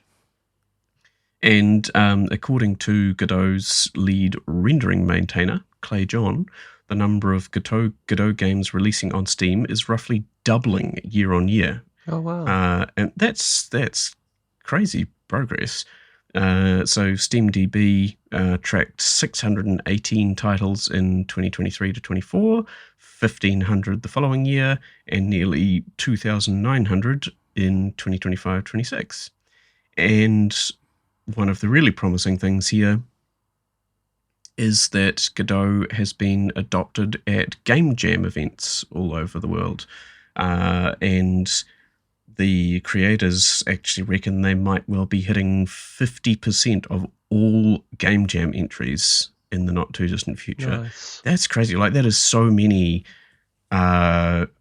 young developers or developers entering the industry, or even, experienced developers just kind of playing around and building their skills, all using this engine. That's massive, and a really good sign for the engine's future, because people are using it, maintaining it, adding to it. And as he goes on to say, Godot and Unity, along with other free software like Blender, are the tooling layers for a vast chimera of a market, assembled from cast-off segments that trend-chasing blockbuster development left behind, along with whole new niches that major publishers never even tried to address. It's grown quietly to the point where by 2024, indie games accounted for nearly half of full game revenue on Steam. And yeah, when the infrastructure like Godot is free, it just takes away the barriers to reaching big audiences, and means that people can just get in there and make stuff with fewer problems in their way than ever, which is fantastic. And Which is great, more yeah. power to Godot at this point, basically. I think it's really reassuring to see, and hopefully Godot continues to be one of these things like Blender that stays in the hands of a foundation and doesn't end up turning into some kind of corporate interest. But because it is free open source software, that's already put it in pretty strong stead to stay in this kind of good positive position. And I think developers will be more aware of any sort of changes that might, I guess, in the platform that might lead to a similar situation happening again. Having been burnt by Unity. Yes, because I mean Unity was the signs coming. Unity was the good guy for a long time there. It was the kind of the engine for up and coming indie games. It was the alternative to the likes of Unreal and things that was supposed to be accessible and for the people, and something went very sideways there at some point. And to be fair, Unity is still around and has, I believe, made a bit of a recovery since their giant faceplant. Like they're doing okay, and hopefully they have maybe changed their ways. But there's always this ongoing kind of wariness that will stick with their company for a long time. I think it's that old thing of when a company tells you who they are, believe them. So it's like, yes, they walked it back, but for how long? Yeah. What were you going to say, Lynn? Yeah. I was wondering if there were any like kind of notable games coming out made in Unity. If there's anything. Oh yeah, I'm just having a look. Still a lot of Unity games out there. Unity is still doing well and still accounting for a good portion of the smaller game market for sure. But Godot is on a sort of stratospheric rise at the moment in comparison to Unity, I would say. And I think we'll probably overtake it, right? By the sound of things, eventually. It's sort of looking that way at the moment. Yeah. I mean, Unity's in a weird sort of place at the moment where it's not kind of a free open source engine like Godot is, but it's also not filling the shoes of the likes of Unreal. And Unreal Engine is also available to everybody for free, which is where this gets really weird. Epic will only start charging you developer contributions after you sell something like 1 million copies, something like that. So you can get in there and make a game and sell quite a few copies before they charge you anything, which is a pretty tempting offer, especially when that engine is also used by big studios everywhere. So if you've got skills in that engine, you can kind of go a whole bunch of places with it and get a lot of different jobs at different studios. So there's a lot of good reasons to be using something like that, and there's a lot of good reasons to be using something like Godot, which is completely free and completely open source, and being actively developed and contributed to by a community. So there's big positives to both of those. Unity's sort of somewhere weirdly in the middle now, where it's like, what even is its identity at this point? Yeah, what are you offering? Yeah. Notably, that game we tried last night was a Unity build game. Was it? Oh, okay. It's the first time I'd seen the Unity logo in a long time. Yeah, that's right. I remember. Yeah, I remember saying, "Oh, Unity. Huh, it's been a while, old friend." Yeah. Timberborn is one that was another Unity game that came out this year. Which was supposed to be quite good. Right. Yeah, just saw. So that about wraps up for where Godot's at. And Nate, I believe you've been finding a few interesting tidbits around the place as well. Yeah, well, okay. So to add to the Subnautica 2 news. The discourse. Yes, so we had the leaks, but it's only as of, I'm refreshing my page. Oh. one day and 4 hours. Everybody can play Subnautica 2 in early access. Oh, exciting. Yeah. PC only at the moment. But it's pretty exciting. I know quite a few people are excited, but it's one of those games that, like with the first one, it's kind of like, do I wait for the 1.0 release to experience the full game as it's meant to be experienced? Because I did play the first one while it was in early access, and about 3/4 of the way through its development cycle. Okay. And I enjoyed it, but I didn't see the true ending because it wasn't in the game until the 1.0 or close to. So for me personally, I think I'm going to be waiting for 1.0. Yeah, early access is still it's a weird proposition like that to me still, right? Because it sort of depends on the game. Like Slay the Spire 2, I'm totally happy to play in early access because it's kind of feature complete. Kind of the game. Like they'll just add more different characters and different runs and things like that. Whereas something like Subnautica, yeah, I'm kind of with you. I think I'd probably wait till 1.0 because it's more experiential and story oriented, and I kind of want to experience everything fully rather than an unfinished version, right? Yeah, but this time around, since it's a fully fledged sequel, I wonder if it's going to have a very different early access cycle than the first one. Where the first one was, they were discovering and developing very big things over its early access period. Like whole vehicles weren't in the game, and they were very sort of incremental over it's probably multiple years. The first one was in early access, I'd say. Whereas with 2, I wonder if it's going to be more feature complete, and maybe it's just whether it's going to be more like stability and bug fixing, and I guess we'll find out soon enough what state it is in. Yeah, we're coming pretty hot. You haven't already seen the leaks. Yeah. My money's kind of on it being more of a stabilization period this time around, because they've figured out the underwater tech, they've figured out the biomes, and they've experimented a little bit with below zero,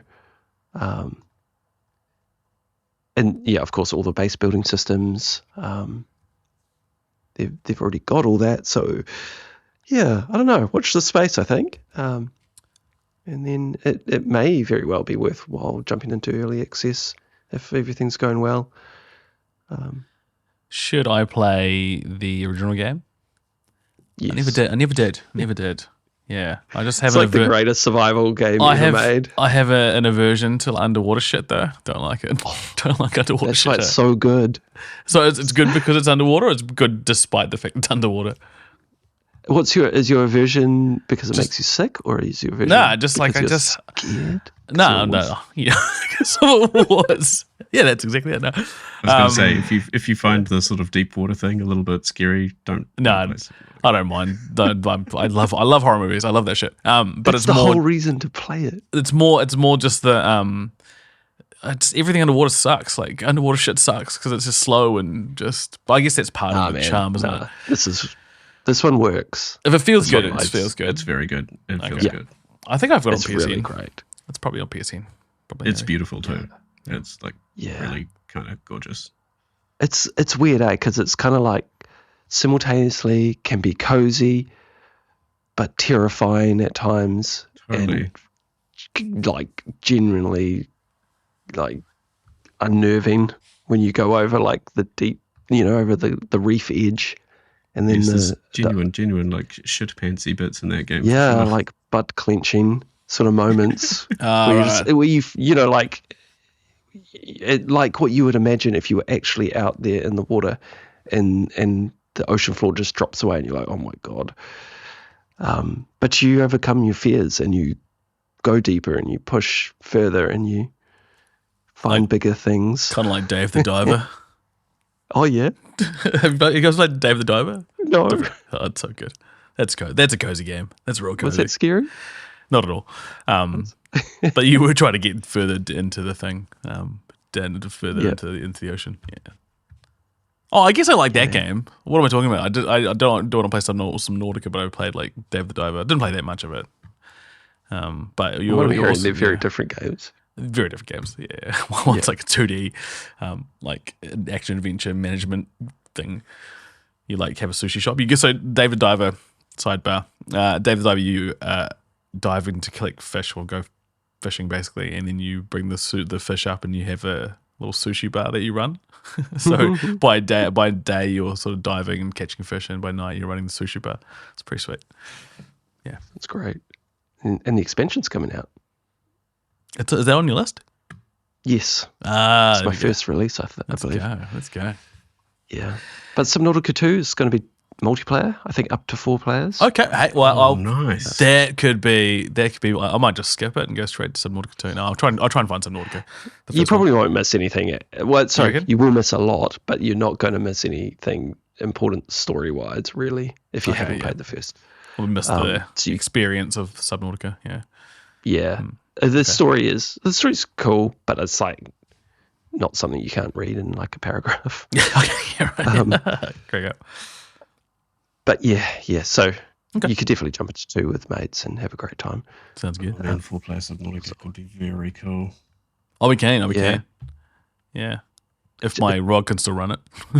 Oh yeah. So, That's, don't know about that. That's the thing. These guys, Unknown Woods, they always push. They push their tech, and they push how far, like what you can do with current technology.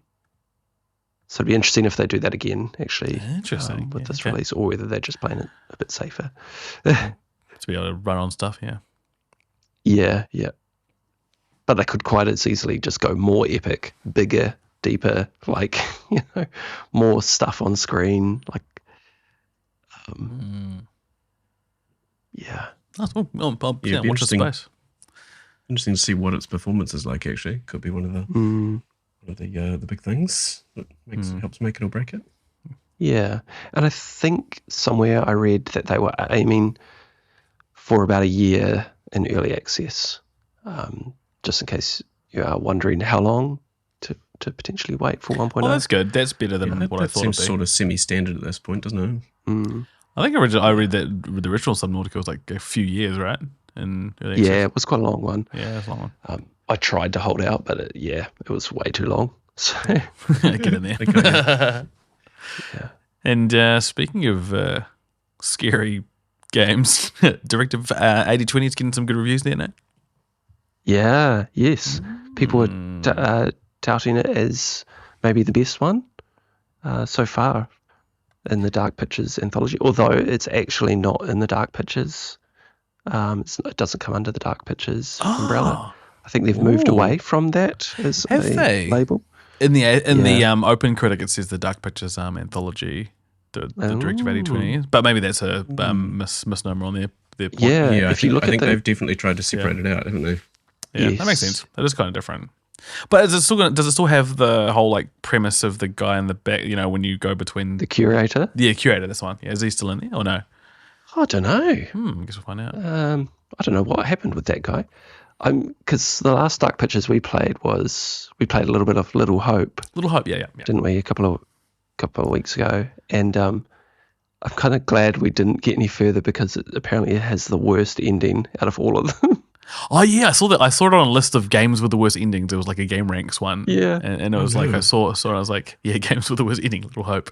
And Matt said it was shit as well. Remember, he was saying it was crap. Yeah. Well, he wasn't a big fan. I was really enjoying it. I was actually really enjoying it. So was I. Yeah. Yeah, it definitely sounds like you boys would be in the target audience for Directive 8020. I was looking up a few reviews, and it's interesting that it does seem to be getting a bit of a divided response. There seem to be a good number of people who reckon it's probably one of the best one of these, with sort of quoting some really interesting storytelling twists and some things that seem to have been done really well, and kind of more accessible approach to the branching storyline where you can kind of rewind and go back to anywhere at any point, sort of whenever you want to do different things, which sounds like gives you a lot more freedom to kind of go back and figure out how other bits of the story go and, pick up collectibles and things like that. Or just push forward, accepting your decisions. Yeah. And then on the other hand, there's people kind of going, oh, this is kind of getting further away from the things that made some of the other ones good, and it feels too much like a generic over-the-shoulder third-person shooter or third-person adventure game. And so it seems to be a real kind of range of opinions on it. But in general, the idea seems to be if you enjoyed the other ones, you'll probably really enjoy this one. And in fact, it might be one of the better ones of these. I think we should get Oh, yeah. No, go. Sorry, okay. I was saying, I wish you meant to get it to download it, and we head down over to Wellington next time. Yeah. Get him to download it. That sounds like a good weekend sesh. Yeah, it's pretty much it. It's like John Carpenter's The Thing, right? But on a spaceship. Oh, is that the kind? Yeah, right. Man, that makes sense. Yeah. I think that's the idea. Yeah, people getting infected with a weird alien. Thing that takes them over and turns them into. That's cool, man. Keep it simple. Keep it simple. You don't have to just shoot things to make sure, right? Yeah. Sitting on 76% on Rotten Tomatoes. Oh, sorry, Rotten Tomatoes. Jesus, on open credit. Yeah, nice. I think the other ones that are probably rated the highest are The Quarry and House of Ashes, and then and Until Dawn, of course, is like right up Until Dawn's great. Yeah, which is funny because I think Until Dawn sounds like probably the best one, and it was the first one. It was so good. Yeah, it was so good. I really enjoyed that. Yeah. And on that sort of vein, Detroit Become Human is really, really good too. That's one of the best of that sort of genre. I need to look out for that. Yeah, Pick it up. It's good. Nice. Yeah. But what is a Truck Kun, Nate? Yes, I have to explain this. So, Bucker? You do have to explain this. You literally do. You literally do.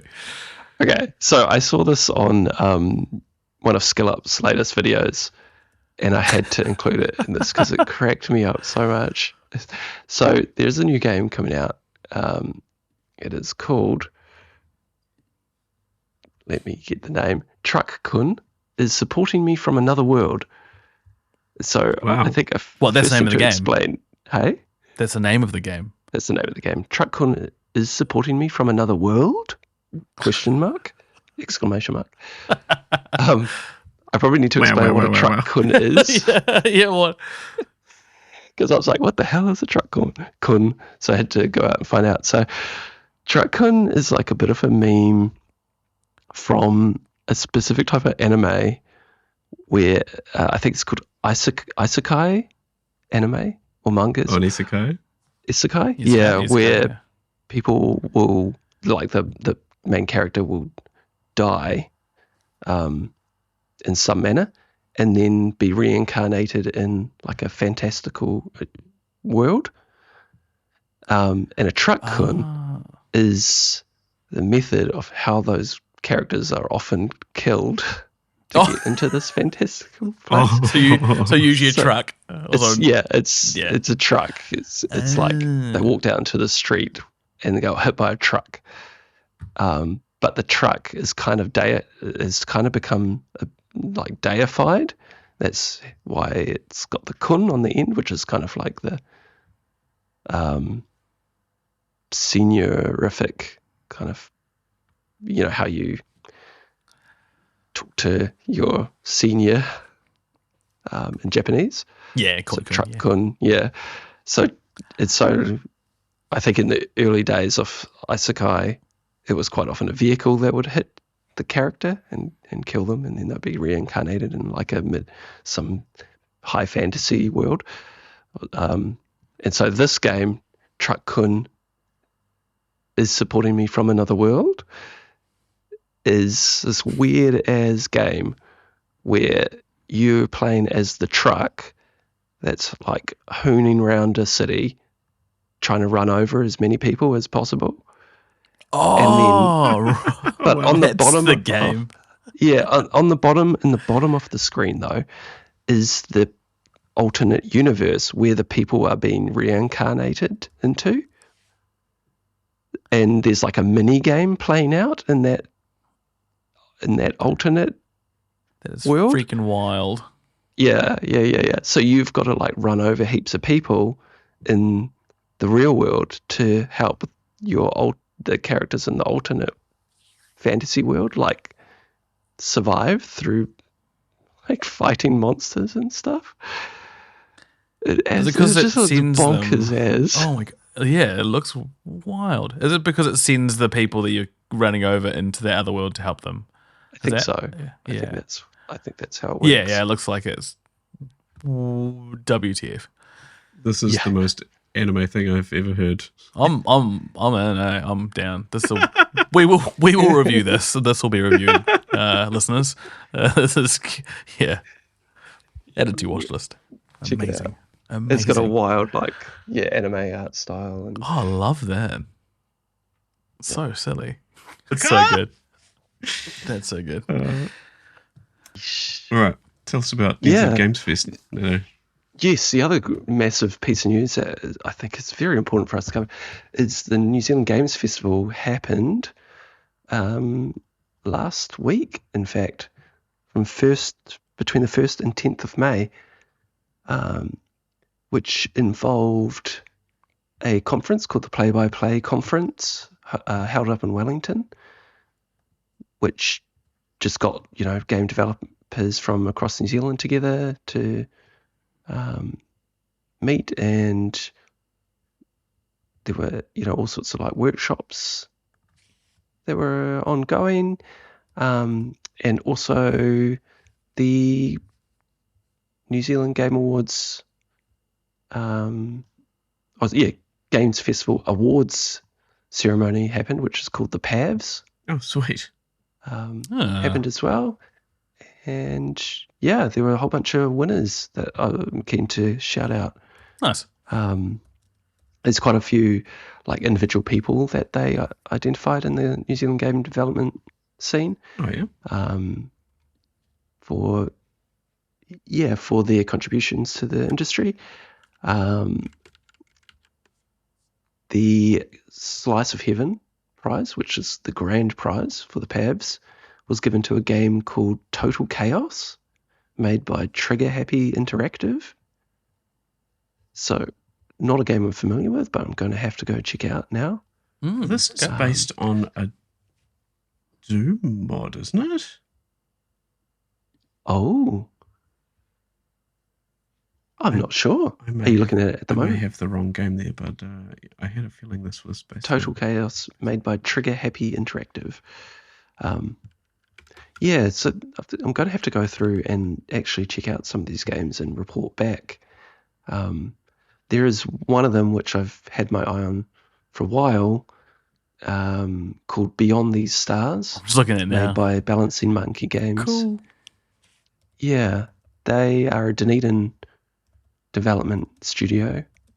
They won the Accessibility Award, which is called the Accessible Ambrosia Excellence in Accessibility Award. Mm-hmm. That one is about building a city on the back of a space whale. Looks so cool. That one looks really cool. And I actually met the developer of the lead of Beyond These Stars like a month and a bit ago. He was a great guy. Didn't get too much of a chance to talk to him about it, but just awesome to see that they've been recognised for the amazing work that they've done. And that's actually their second game. Their first one,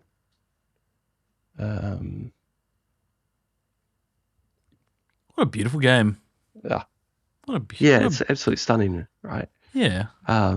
Their first game was also about building, managing a city and building a city. A bit like, what are the Anno games? Kind of similar-ish. Chilled city builder. Yeah. And yeah, just going back quickly, I can confirm that Total Chaos is in fact a total conversion mod for Doom 2. Oh wow! Cool. So how's that? That's wild. The original game, was called Before We Leave, which is also sort of like a resource collecting and civilization building game, which it looks absolutely gorgeous as well. And I think you can pick up Before We Leave fairly cheap on Steam at these days. Oh, nice. The other award I want to shout out was called the Diverse Delight Award. Excellence in Representation was given to Toroa Sky Cool. Yeah, that looked pretty. Made by Atafai Interactive, which is a game where you play as an albatross, a Toroa, just cruising along the ocean. And that also looks amazingly stylized and gorgeous. As you sort of fly through the airstreams, and it sounds like it's got a bit of a story about family. I love that, man. I really like that. Another game to check out for sure. Yeah. And shout out to New Zealand Game Development. We have a surprisingly kind of excellent little indie to sort of mid-level set of studios here making some cool stuff. Yeah, the Path of Exile team. Yeah. Our previous award winners. Yeah. So Abiotic Factor, which we talked about last time, won the grand prize last year. Nice. I think Dredge won grand prize in 2023. That makes sense. Yeah. But I would suggest I'd recommend going checking out the New Zealand Games Fest website and looking at the PAV Games Awards and just going through some of the previous winners, because there are some awesome looking games and development studios that I didn't actually realize were New Zealand based. There's a game that I've been wanting to buy for ages called Solum Infernum, which is like a infernal sort of RTS, but it's doesn't really play like a traditional RTS. And I didn't realize that the guys who made Solum Infernum were in New Zealand, and they are called League of Geeks. So a lot to discover there, and maybe get some ideas for some new New Zealand games to play. Yeah, that's so cool, man. I'm going to definitely check out. Yeah. And a lot of these games have quite good Steam reviews too, very positive, or that's cool, man. Just people making good stuff. Yeah, good work. Absolutely. All right, let's crack into what we've been playing. I've got a bit of a rant to go on. I'll rant. I'll start with I've been playing Starfield quite a bit last weekend, actually. After I finished Mixtape, I kind of did that for most of the weekend. Still really good. The faction quests are kind of the highlight, I think, of that game in terms of those story arcs, and then sort of peeling off and doing other things and coming back to that story arc. If you kind of follow a faction quest, you can have quite a good experience. Still has all that Bethesda exploration. I've learned a few things about the new game plus, but I don't think I'll commit straight away, if at all. It's sort of, I don't know if the juice is worth the squeeze, so to speak. I think I'll just do one long playthrough, do all the things. I've already made a Class C ship, and then I'll probably move on to something else. There's also quite a few crashes. One of the lads who listens to this podcast, shout out to Dan, he bought it on PS5 and he's finding it crashing a hell of a lot, which is unfortunate. And it crashes for me quite a bit too, but I know how it triggers the scanning visor. So if you're doing a lot of exploration on the planets and wandering around and being too gung-ho, it can just randomly crash, which is a bit annoying. Hasn't done it for me too much, but in the major cities, there's not a lot of crashing. In space, and when you're flying around, it doesn't really crash. It's not great. For a game that's like 2 years old. Yeah, it's been out for a while. It's not good. One of the other guys said on his Xbox he hasn't, and after 30 hours he hadn't had any crashes. So yeah. Is that because he's like busy just building? Oh, can you build bases and stuff? Yeah, you can. I haven't built a base yet. Funny enough, I've just been building ships. So do you just have to sort of temper your exploration, your rate of exploration, to avoid the crashes? Yeah, I think I think too much loads and there's a memory leak. I don't know exactly what's going on, but it's not the best. The game is good though. Still really really rate it. I'm finding it quite cozy. It's kind of cool just to explore the galaxy. I don't treat it like No Man's Sky. No Man's Skies are kind of different. There's such different vibes despite being the same. Like Starfield's more mechanics. Really interesting. Yeah, it's comparison. Yeah, people compare them, but it's not because Starfield has a lot more like gun combat. That's a big part of the loop, and then interacting with NPCs and stuff like that. It's a Bethesda game, whereas like No Man's Sky is nothing like that. It is wander around planets and it's doing the explore stuff. And in fact, they're kind of the opposite in a lot of ways. Because I find that the exploration in Starfield just isn't that interesting in terms of landing on a planet and walking around. It's just a means to an end.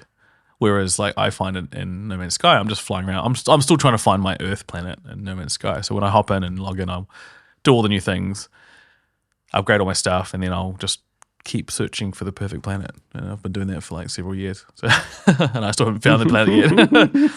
I keep finding a slightly better one. I'm like, this is really cool, and then I'm like, nah, I can find better than that, and then I'm just constantly trying to find this like perfect planet, and it'll be out there. I've kind of moved it into a direction where and I'm in the right galaxy where it should spawn.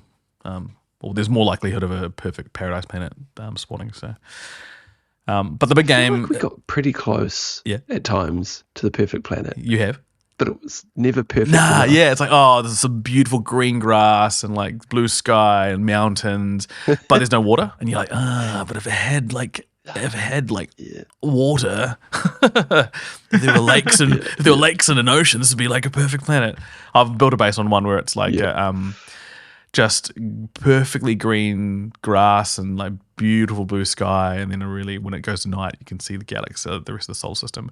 But then, and the really big, tall, like kind of plate mountains where it's like it just elevates big pillars in the air. Oh yes. But there's no water, and I'm like, but if I could see a lake over there, it would be so good.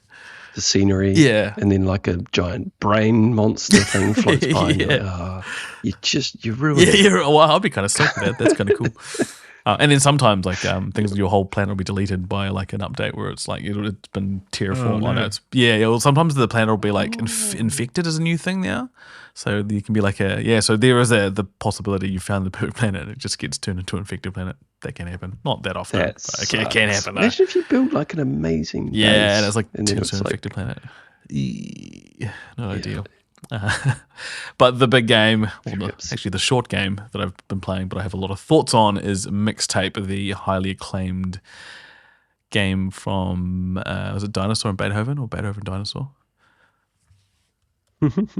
That came out over the weekend. So good. The premise is that you play as a teenage girl who is in the 90s, somewhere in the 90s, we'll get to that. Who is takes you back? Just actually, when I was a teenage girl in the 90s. Hell yeah, man! Hell yeah, dude. And it's her last night with her two best friends before she heads to New York to become a music supervisor. So the first scene, without spoilers, it's kind of I'll just sort of describe the first scene. The song is "That's Good" by Devo. You're skating down a Pacific coastal highway, so I'm a mark for this already. Should I have my eyes closed? Yeah. I think it's like in the kind of late summer. No, it'd be like yeah. So it's and you're skating down these winding roads. You can kind of see the ocean and stuff, and it's like simple. The controls like simplified version of Tony Hawk's skating, so it's real simple though. And I'm just like, the music, the aesthetic, the kind of dialogue that they're talking, the kind of just interaction between these characters, it just reminds me of, well, like a whole bunch of different things, like playing Tony Hawk firstly, like when I was in high school. I love that game. The game was sweet. But also the vibe of like the Goonies and stuff. I've talked about this on the podcast. Like I have a weird like obsession with the Pacific Northwest. I don't know. I need to go there sometime. I need to go there for a holiday and just experience that. Those coastal highways, because I don't know, something about that place. Skateboarding them too. Yeah, skating them. Yeah, yes. I hope they've got longboards, because I imagine those roads would be pretty rough. They're not longboards. They're the old sort of, not the, those 90s skateboards. Yeah, not the like modern ones. Cool. The ones with the kind of they're the like back, the kickstand, flat, and flat, they're like kind of like surfboard shaped. Surfboard shape. Yeah. That's awesome. Yeah. So you're not popping kickflips and stuff. No, you are doing like popping kickflips and doing like, but they're not like super like complicated. You're not doing like hard out. You're not doing backside disasters or anything like that. You're just doing. You can ollie, you can kickflip, you can kick off, and then you can do a little grab in the air and stuff. That's it. It's real simple vignette, and that's the whole game. The whole game is just like these vignette like sort of things where there's like a minimal gameplay element, and it's the experience of these guys before they go to the last big party before high school, and they all depart, and there's a little bit of tension, and it's just this beautiful, beautiful game. They're planning a road. They're supposed to be planning a road trip to. I don't need to spoil it too much. I won't talk about that. You find stuff really early in the game. Because I just said the main girl, she's going to New York to become a music supervisor. But she was originally supposed to go on a road trip with her best friends down to drop off the other one to her college. But this sounds surprisingly like a musical that you have written at one point. Well, that's got a road trip. That's got a road trip. Similar beats? Nah. Mine's more mine's a little bit different. Mine's more like the main character's actually kind of a dick when you think about it. He's like trying to chase his girlfriend and stop her from having fun. Essentially, this is just like a real love letter to being young and music. There's like an innocent kind of naivety to the dialogue that captures the teenager so well. Like talking about how like everything is a real big deal. Like they talk about certain things and their parents and. Do you think they got real teenagers in? No, I think the guys just really remember what it was like being a teenager. They're kind of our age. The devs, they're not like young. Everybody was a real teenager at some point, right? Yeah, at some stage. Yeah. That's the whole point, right? Some great dialogue. There's one. One of the lines like, "If I could take you to New York in a cassette tape, I'd be braver." And this is during a certain song, which is a really great song. And there's like heaps of lines. You look happy in Polaroids. It's a dirty trick. Well, there's really cool lines that just really capture. It's kind of profound, but kind of naive at the same time. There's one song that I heard in this that just wrecked me. Like it was a song by Portishead. I won't spoil what it was because someone might know it. Who's listening? And man, did Portishead write it for this game? No, it's a song. It's for me. Like I've got a real diverse taste in music, but it's a song that's just come up multiple times in my life, whether it's a breakup or like one of my favorite Aussie bands played it in where I live in a dingy pub. We randomly went there for $10 and they played a cover of this Portishead song, and I was like, what the fuck, like. And that was like, so Portishead, that song was big for me like 23 years ago or whatever. And I heard it again like 10 years later in this pub by one of my favorite Australian band, Butterfly Effect. And I was real wasted, and it's just like such a cool experience. And then like, what's the name of the song? Roads by Portishead. Roads, yeah, I love Roads. It's such a good song. And then when we sadly lost a really good friend of ours, he was a massive fan of the song, but it was a song I played while I was sort of dealing with losing him. And I recorded a cover of this. I recorded my own cover of the song as kind of an outlet to deal with that loss. And so when that song played, I fucking just started like I was in tears, man. I was like, Jesus, like perfectly curated song for me and like my life, and it was it was crazy, man. It's crazy. And that game is all about kind of music curation, right? Music curation. That's the whole thing. Yeah. And relating to that music and relating to be a teenager and a celebration of like being passionate about things. Yeah. I really got you. Oh, it fucking is not me. But at the same time, I understand some of the criticism when people are like, I don't get this. I'm not about this. Yeah. It's totally fine. I'm still trying to figure out when it was set. There's a bunch of clues. Late 90s. Late 90s, yeah. That's kind of where I've settled on. Like, because I was just doing a bit of diving in the during the game, and there's a song on the written down. It's "Be Quiet and Drive," which is a Deftones song from 1997. So I was like, well, it's got to be after 1997, right? Yeah. Maybe 99 or something. Yeah, but I think you've got to have a real affinity for the Pacific Northwest. Do you enjoy? Do you? No. It would help, if you watch like Goonies and stuff. Yeah. It's just like a certain outlook on life. I think so. In general, I think you need a certain outlook on life. I don't think this gels well with people. I think if your high school experience, I was really lucky that my high school experience was pretty awesome. I mean, I didn't live this stuff like necessarily. Maybe kind of like bits of it after high school in terms of like the drinking and the parties and stuff. Were you kick flipping Definitely while bombing hills? Yeah. Did I miss that? Should. Yeah. Yeah. That was when you went to when you went to uni, bro. Yeah. It sort of sounds like they've managed to find some pretty universal themes in there that a lot of different people can relate to in different ways, right?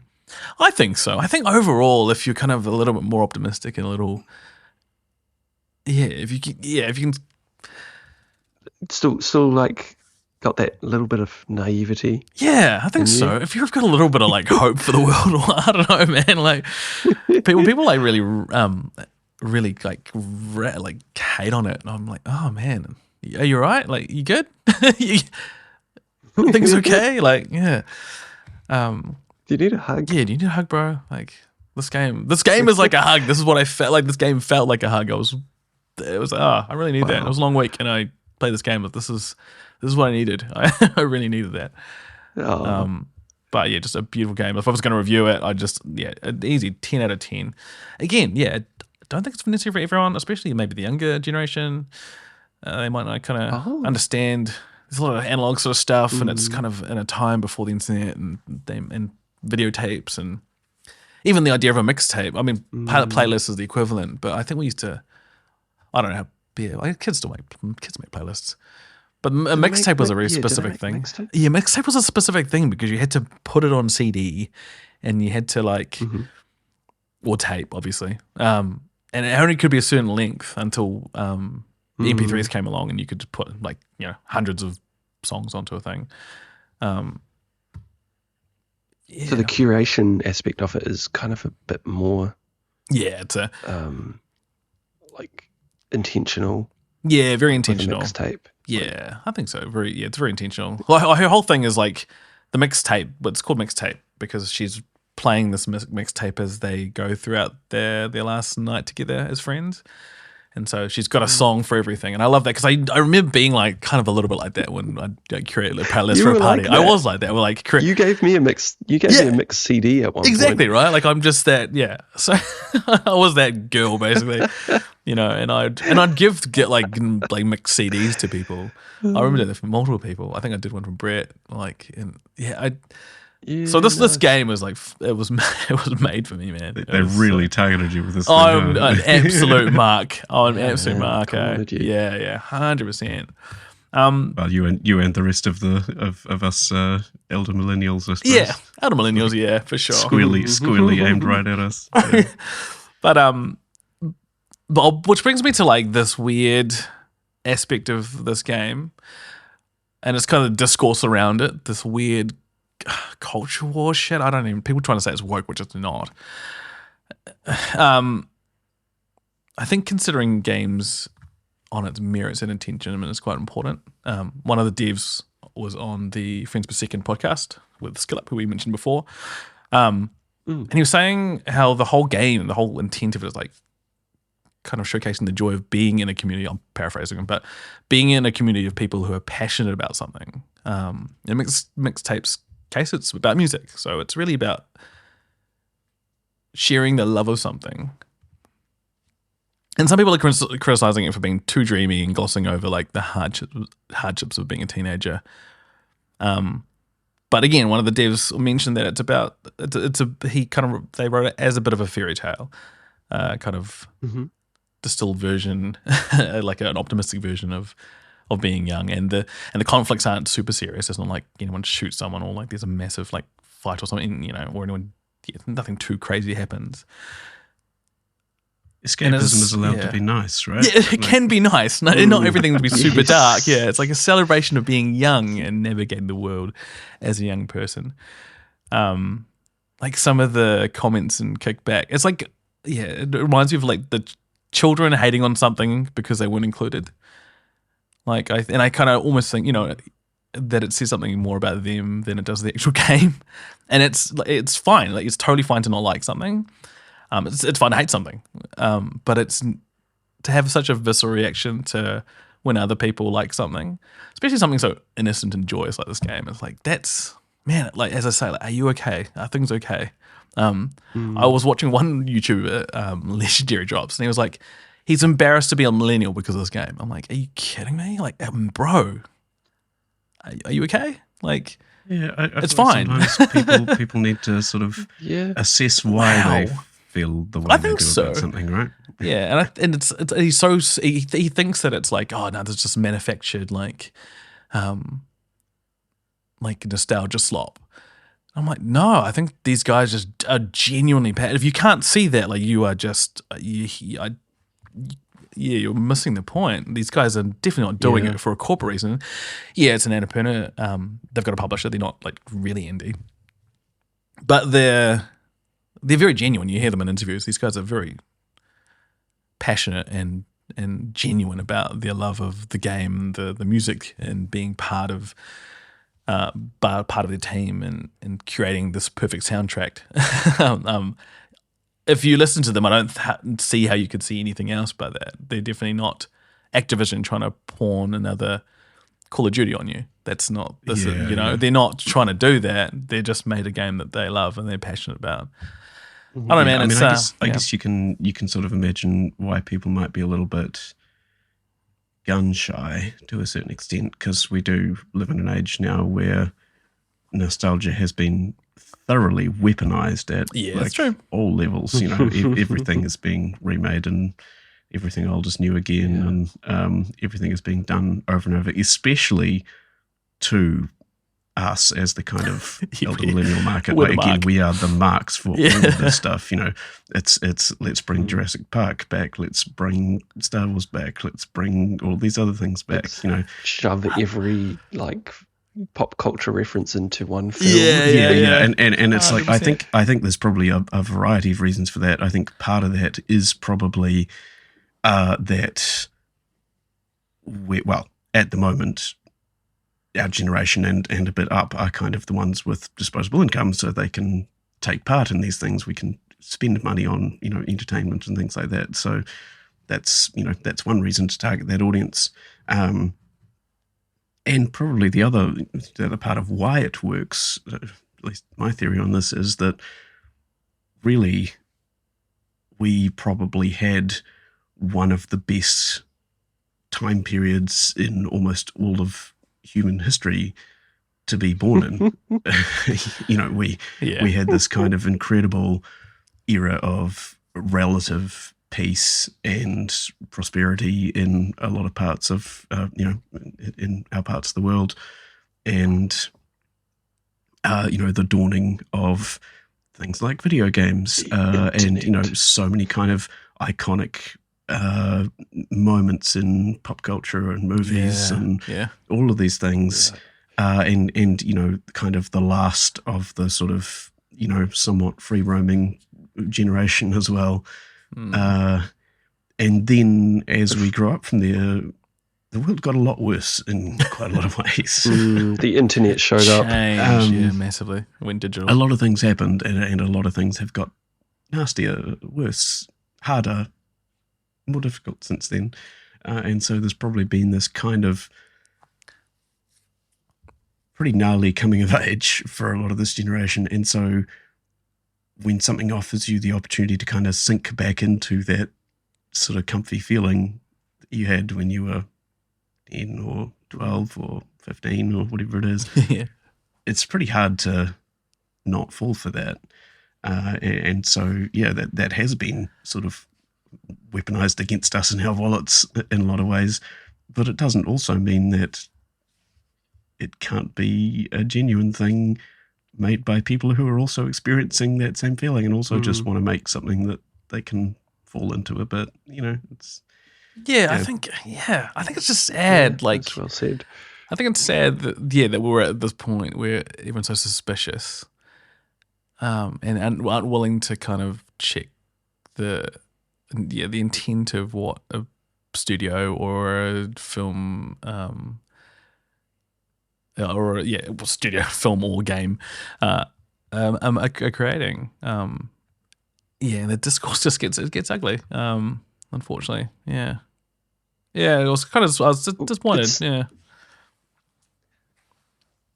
For all of those haters, there'll be many people that love it, like yourself. Oh, heaps of people love it. Which is great. Definitely seems like it's almost universally acclaimed. I'd say it's the outliers. I think it is the outliers. Upset about it. It's actually screw those people. Just focus on the people that do appreciate it for what it is. It makes me think too, like Len, you mentioned that some little moments in this game sort of hit you incredibly hard for a variety of reasons, including things outside it that had happened in your own life and the way the game presented its story as well. Have you guys had many other moments in games that have really hit you hard emotionally like that? Like, Nate, have you kind of run across games that just really smash you like that? In terms of like connecting with me, like on a personal level, like having some similar situations, like Len's explaining, like where you can think back on things that have happened in your life and compare them to the events in the game, or maybe the game brings those memories out in you because of their similarities. I'm just trying to think while I'm I've got a couple. Like, this happens to me all the time, like this sort of stuff. And it's not even, it's not necessarily like for like experience. It's just, that reminds me of. Almost sense memory sometimes. Yeah, right? it is. It's just kind of, it's a vibe thing. Yeah. I found, a big one for me. One of the biggest ones for me was Final Fantasy 15, sorry. Final Fantasy 15. I can't remember whether I've talked about it on this podcast, but it was the year that one of our really good friends passed away. He was a massive Final Fantasy fan, and there's a scene at the end of the game where he's talking with his friends at the campfire. It's good, yeah. And he was like, thanks. What do you say? Just thanks for being good mates or something. It was something real like simple, but that just fucking killed me, man. It really did. I was like, wow. Because he won't be able to play that game, and it was just not long after he'd passed away.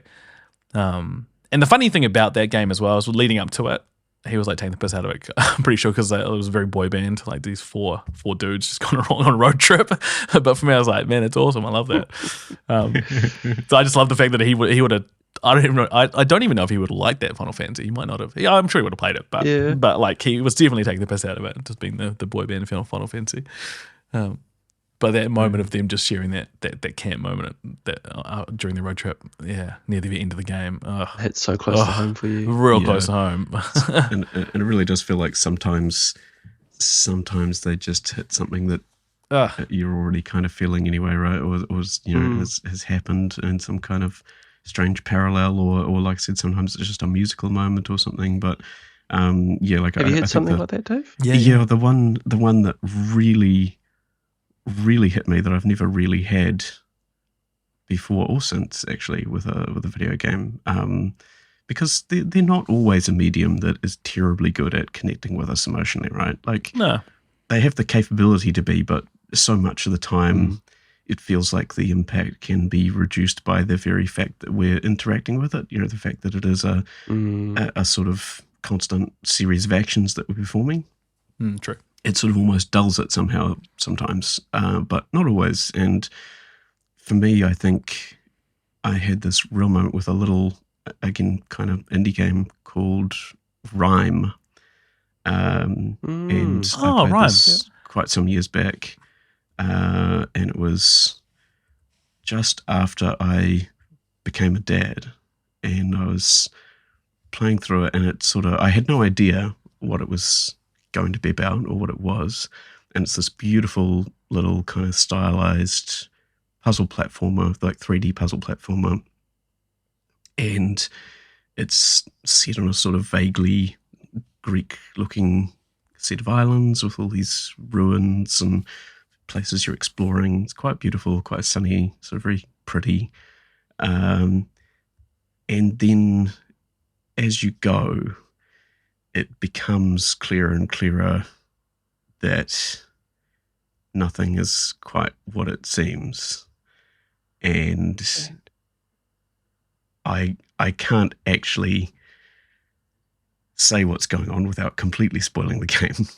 But effectively, the entire thing is kind of this allegory, and what you're playing through is not at all what you think it is. And and yeah, I got to the end, and it sort of finally showed me what was actually happening.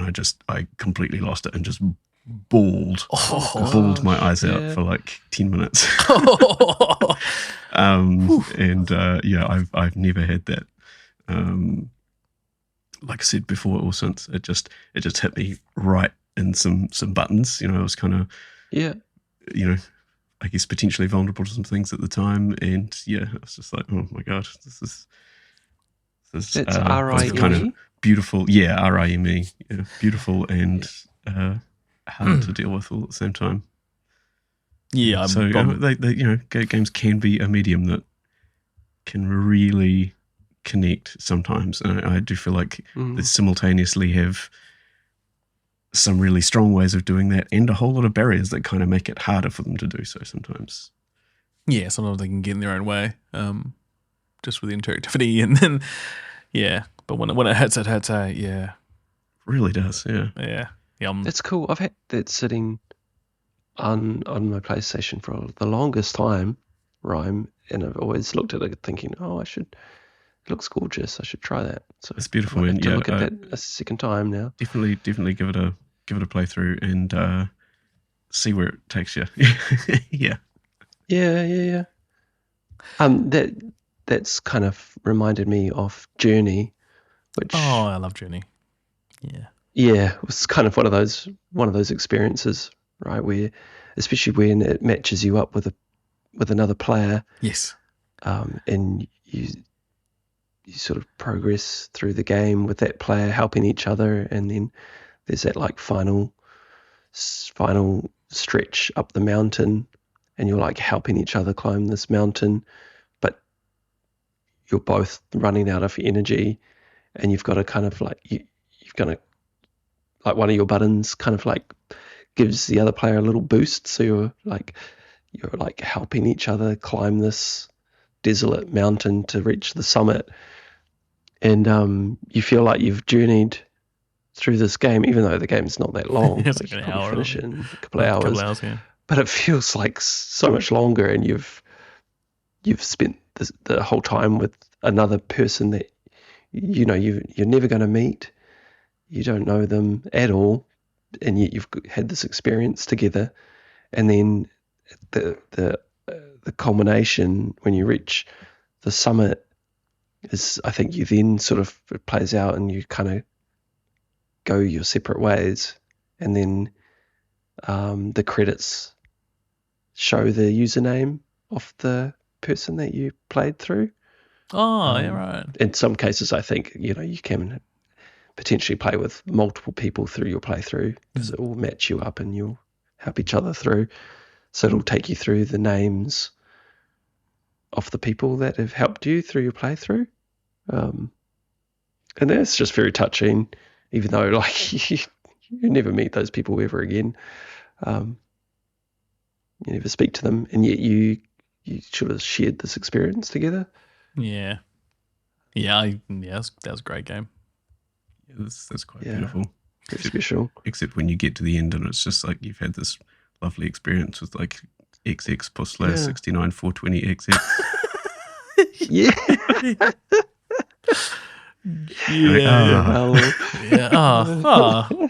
Thanks, Ballsack 48. Mean. Yeah.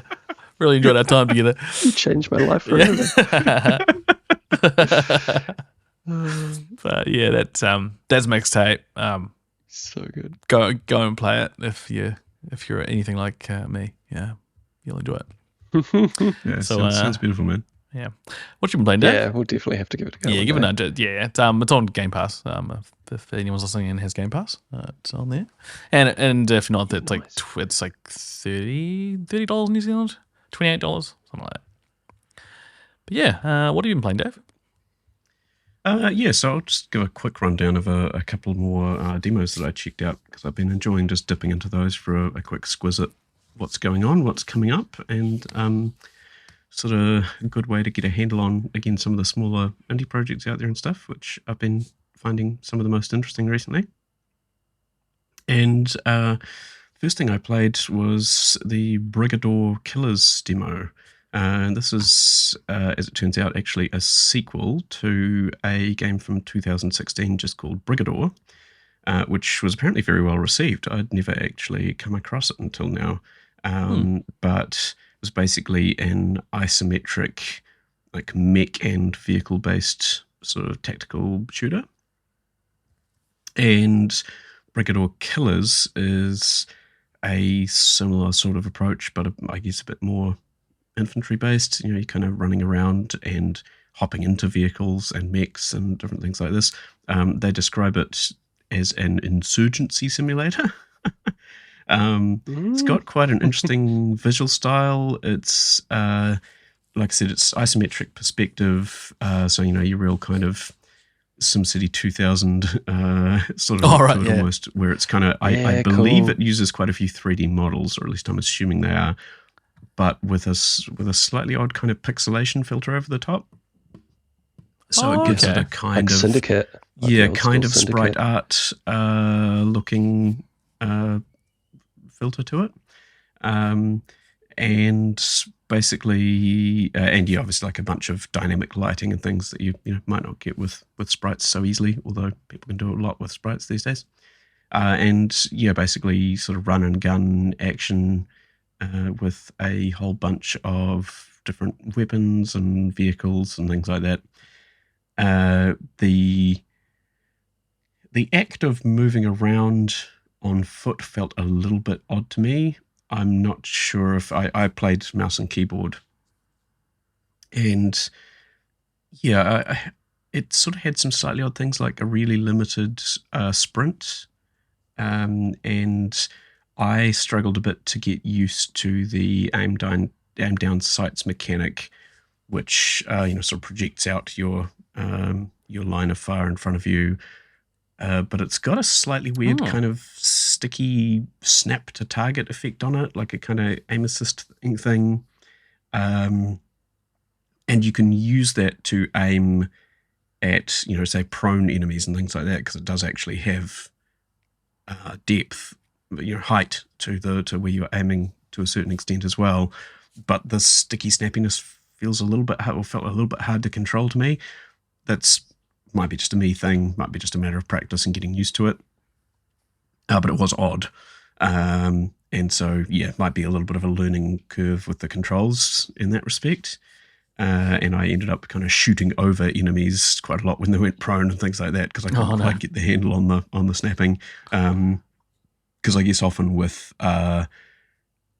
isometric or top-down style, twin stick shooters, if I'm playing with them with a mouse, I won't be too worried about, say, the depth that my mouse is at, the distance away from my character that my cursor is, because you're just circling around, picking a direction, right? Whereas this seemed quite distance dependent as well. Like if you're wanting to hit a dude, sometimes you would need to sort of have your mouse on him rather than out past him in his general direction. So yeah, a little bit to get used to there.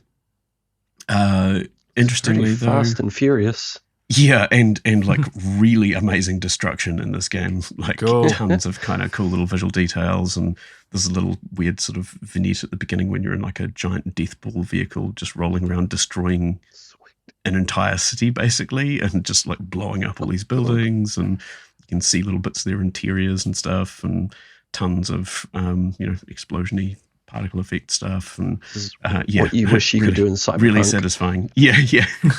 Yeah, it's kind of like if someone just turned one of the earlier SimCities into like a massive destruction park, basically. And I have no idea what's happening with the plot. It is cyberpunk as all hell. It's some kind of dystopian corporate situation with mercenaries and mechs and insurgents, and yeah, I don't really know. It seems pretty dark and includes one of the most cyberpunk lines I have ever seen written in a game, which was, "Oh yeah, I think you piss with the dick you've got." Just like, yeah, that's that's a line, I guess. Facts. As a way of describing a sort of less than optimal situation, It's like, I don't know if this is going to work out. I think you pissed with the dick you've got. That's so good. Nice. I love it. So that's an interesting one, and it certainly sounds like the original Brigador went down very well with people, and it seems like that and this one both incorporate kind of quite a lot of sandboxy mode stuff, and like level editor capability, and just a bunch of kind of playgroundy stuff to muck around with, cool vehicles and weapons and all sorts of stuff. So, kind of cool little top-down shooter. Nice. And the other thing I played was DAICE. Nice. So DAICE, but with AI in the middle. And now this was really interesting. I really enjoyed this. This is a little space combat roguelite, I guess, where it's dice-based, turn-based combat. And essentially, in your interface, you are assigning dice each turn to various systems on your ship, such as movement, you're loading your weapons, and energy production. And the different tasks and slots you have available to you will require different numbers on your dice, or like specific values, or evens and odds, or above or below a certain value, or something like that. And you can also have slots on your ship that allow you to manipulate your dice. So you might be able to add 1 to a dice, or subtract 1, or duplicate one of your dice. So there's a bunch of ways you can kind of improve your odds or get the numbers you need with sort of limited uses each turn. And the enemies are arranged in sets of lanes. And again, effectively, this is kind of a card game more than anything else. And you use movement points to shift your weapons around to match up with the lanes. And so you move or swap your weapon slots to put the weapon you want to hit something with in its lane. And then you can also use you build up your energy by devoting dice to that, and you can then use your energy to fire off special abilities. Sounds badass. Yeah, it's really interesting, like really nice sort of variety cool. of decisions you're having to make each turn, and a little bit of random fun of dice, but some control over them. And your weapons do more damage based on what dice values you load into them as well. And then after each battle, you get loot, which again is usually some choices, like you get more loot than you're allowed to take, and you have to choose which things you want. And then there's an interesting little sort of Tetris-like inventory minigame type aspect as well, very reminiscent of a few other indie games I've seen very recently, such as Down with the Ship, which I talked about a little while back, and Lootbound.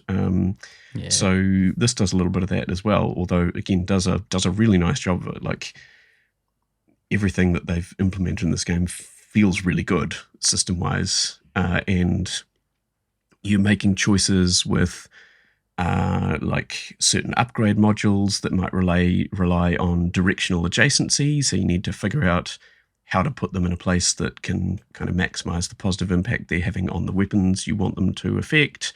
Sometimes they might also have certain directions with negative effects. So you might need to, sort of pop them in a corner somewhere, or make sure there are different types of objects on their negative sides that aren't going to get affected.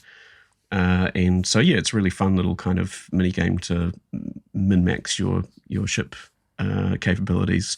And you can also, of course, expand the size of your hard points and things so that you can add more to your ship. And these also create some interesting combat puzzles when you are fighting enemies. So like in my second run, I had a weapon that got a really significant power boost to it if I loaded it up with 2 dice that had the same number on them. And I also had a slot that allowed me to subtract 1 from a die once per turn. So that would mean that I could go, I've got a 4 and a 3, so I will remove 1 from the 4, and then I'll chuck my 2 3s in there, and that means I do 2 bonus damage. It's 10 bonus damage or whatever it might be. And then they also have special abilities or even weaknesses on some of the enemies that you fight. So you need to try and prioritize them or exploit their weaknesses depending on what sort of effects are on them. And so that makes it a fun little kind of puzzling aspect as well. So you might look around the enemies and go, oh, this guy is going to deal some damage to another random enemy when I kill this one, or this one here, when it dies, is going to give all the other ships more damage. So I want to try and leave that one to last and take out the others first. And so, overall, it was also a really nice, easy learning curve, I found. Like, there's a little bit going on, but it's all pretty common sense and straightforward. So it didn't feel like there were tons of things to get used to at once. It was all pretty intuitive. It sort of naturally introduces you to the mechanics, and all sort of packaged in a fun little kind of 2D maximalist sci-fi Greebles visual style. And yeah, just a really satisfying game loop to it. I did 2 runs and I kind of wanted to go back and do more. It was a good time. It looks really good. It looks like right up my alley, actually. I'm just looking at the gameplay here on the Steam page. Like, yeah, no, it looks a lot of fun. I think I'll download that on the ROG and give it a it's worth a crack. It's a really, really nice little concept.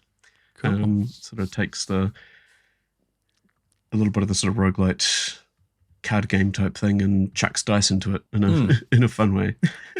Love me some dice.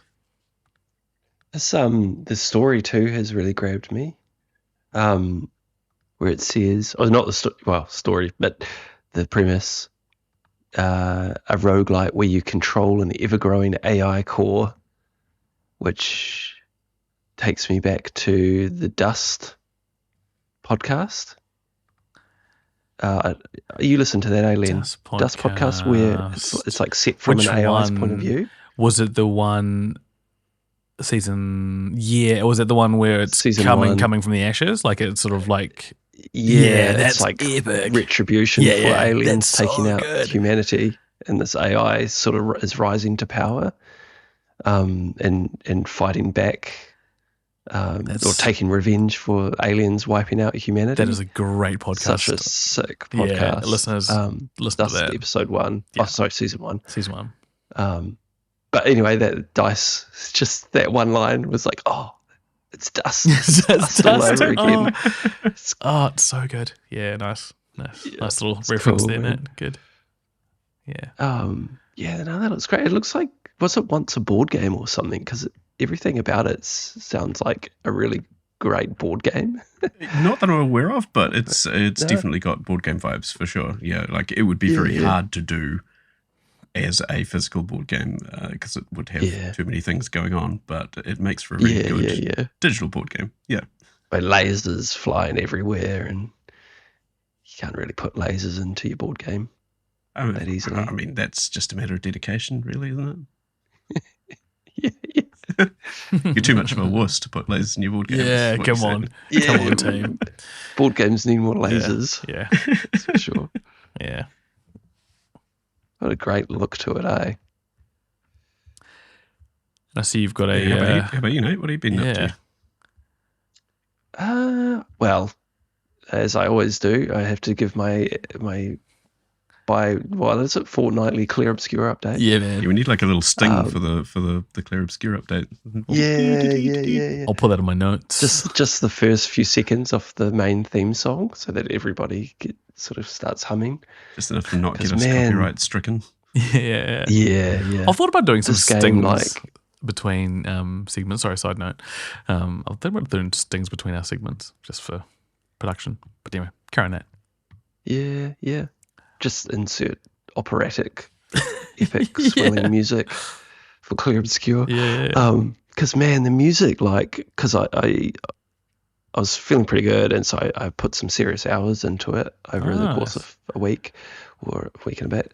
And every day, the music would just stick with me for the entire day. I would be singing it, I'd be humming it, and boss fight music, or it might be like just that sort of core motif that I'd be humming, depending on what I was doing in the game.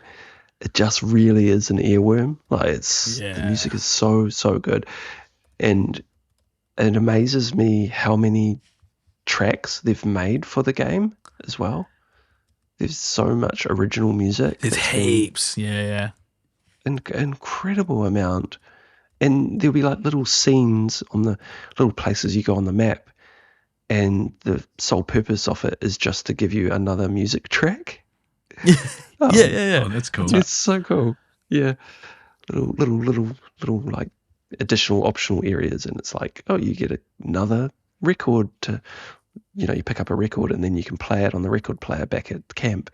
You're like, oh, and you'd think, oh, that's not a great reward, but it actually is a really awesome reward, because you go back to camp, then you fire up the record player, and while you're talking to all the different characters in camp, that song that you found is playing in the background, and it's another banger. It's always another banger. Nice. Yeah, so good. And I'm to the point in the story where, trying to avoid spoilers, of course. Maybe if you don't want spoilers, just tune out for this bit.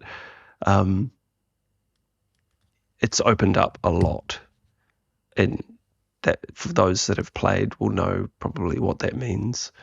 And that's at the point where some major story points have occurred, and I've finally had some answers given to me. Good. Yeah, some big answers. Big answers as to why things are the way they are. Did you find that you were right? Yes, surprisingly, I was right. In like one of the thoughts I had quite early has come to be true. Yeah. I remember you saying that, and I was like, Yeah, I didn't want to tell. Like when I was like, it was either to you or to my brother Gareth, and I was like, I don't want to tell you this thought, because however you react is going to tell me whether I'm right or wrong. Like, I'm just going to know.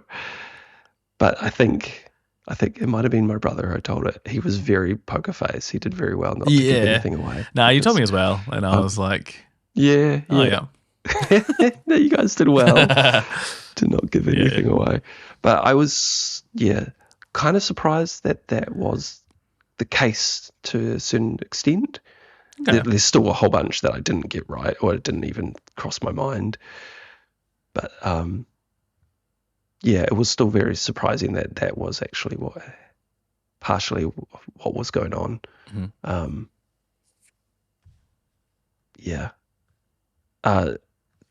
It's like epic Renoir fight. Renoir is one of the main antagonists. There's just this epic fight with him in this one line during the boss fight, and it's like this one line of dialogue comes across the screen, and it's like something is coming, and I just like shouted at the TV. I was like, "What is this?" when that line of dialogue come along, and I was like, and then the boss fight just like escalated. It was awesome, so cool. So now it's sort of in game, I think, is where I'm at. Oh, good. Okay, yeah. The pointy end. The road to the end. So I can't really say too much else because everything is still spoilers. In-game goes for a while, eh? Yeah. Actually, one thing that I can say that really cracked me up, there's like this optional area I went to, and there's a whole bunch of sort of challenge bosses. One boss in particular, Duelisto, I think it was called. Yes. And like I got into the fight and I'm totally underleveled, and I miss the first parry and just instantly get killed. Yep. I'm like, that's happened, and that has happened a lot. But then what proceeded to happen is the boss kills me in the first hit that it makes, but then it proceeds to do about 30 to 50 more hits that I'm expected to parry to beat the bloody thing. And I'm just cracking up. I'm just like, what is this? This is insane. Oh, man. And how am I ever going to beat this rubbish? So that's in store for me at some point to go back and try. Good luck with all that. Beat that. And I'm just sitting there for like 5 minutes while it's like swinging over and over on my dead corpse. Beating the proverbial dead horse. And I'm just like, I just want to leave this fight. Like, no, I'm not trying this for another 20 hours. Stop, like, I'm dead already. Yes, I'm well dead. I don't want to do this anymore. I don't know if I would do well at Obscur. I'm not good at parrying. It seems to be a real like weak spot for me in games for some reason. Parrying is not my thing. Well, so I think it's at this point where you start to break the game, and I think that's how you deal with these kinds of level of challenges. You break the game. You break it, Yeah, that's what I do. with your builds and your synergies between your characters and stuff. You break the game wide open, and then that's I think that's what you're supposed to do. That's what they want you to do. Yeah, they want you to do. Yeah. You got to min-max that. Yeah. So very cool, but I'll be sad to finish it, I think. So kind of want to stretch it out for a bit. Might be just languish in it. Some anhedonia soon. Yeah, that's right. But it's a bit of a palate cleanser to all this, all these happy, fun games, slice of life games. I've been playing more of a slice of death game, although I guess Clair Obscur could kind of be described as that as well. True. So I've been meaning to play a game called Iron Lung for quite a while now, and you may have seen it. It's recently been released as a movie. Yes, this is the one that's been driven by YouTuber Markiplier, right? Markiplier, yes, yeah. And I think it actually had a theatrical release as well. Yeah, I believe so. I missed that. It came out here. It Did might it? have been a super limited release here. Maybe Yeah, if I imagine it was like if did one come out. day only. Yeah. Yeah, but I just remember it's let me get the name of the guy who makes them. He makes like quite dark, messed up games. They often have like some poor soul, tormented soul, as the main character. Games by David Zemansky. So I finally got my hands on Iron Lung, and it's a short, wee 2-hour-ish game. And the plot really grabbed me when I first saw it yonks ago. And I thought, oh yeah, one day I have to try that. And so I picked it up for pretty cheap and sat down over the last couple of days and finished it. The plot, to quickly summarize it, humanity has kind of gone to the stars and are colonizing planets, and they've got starships and whatnot, and like colonies on starships. And then this event happens called the Quiet Rapture that causes all stars and planets in the universe to just mysteriously vanish, Jeez. leaving all the people, left on spaceships that are just floating out in space. And so they have to like find sources of resources, right, to continue to survive living in their starships.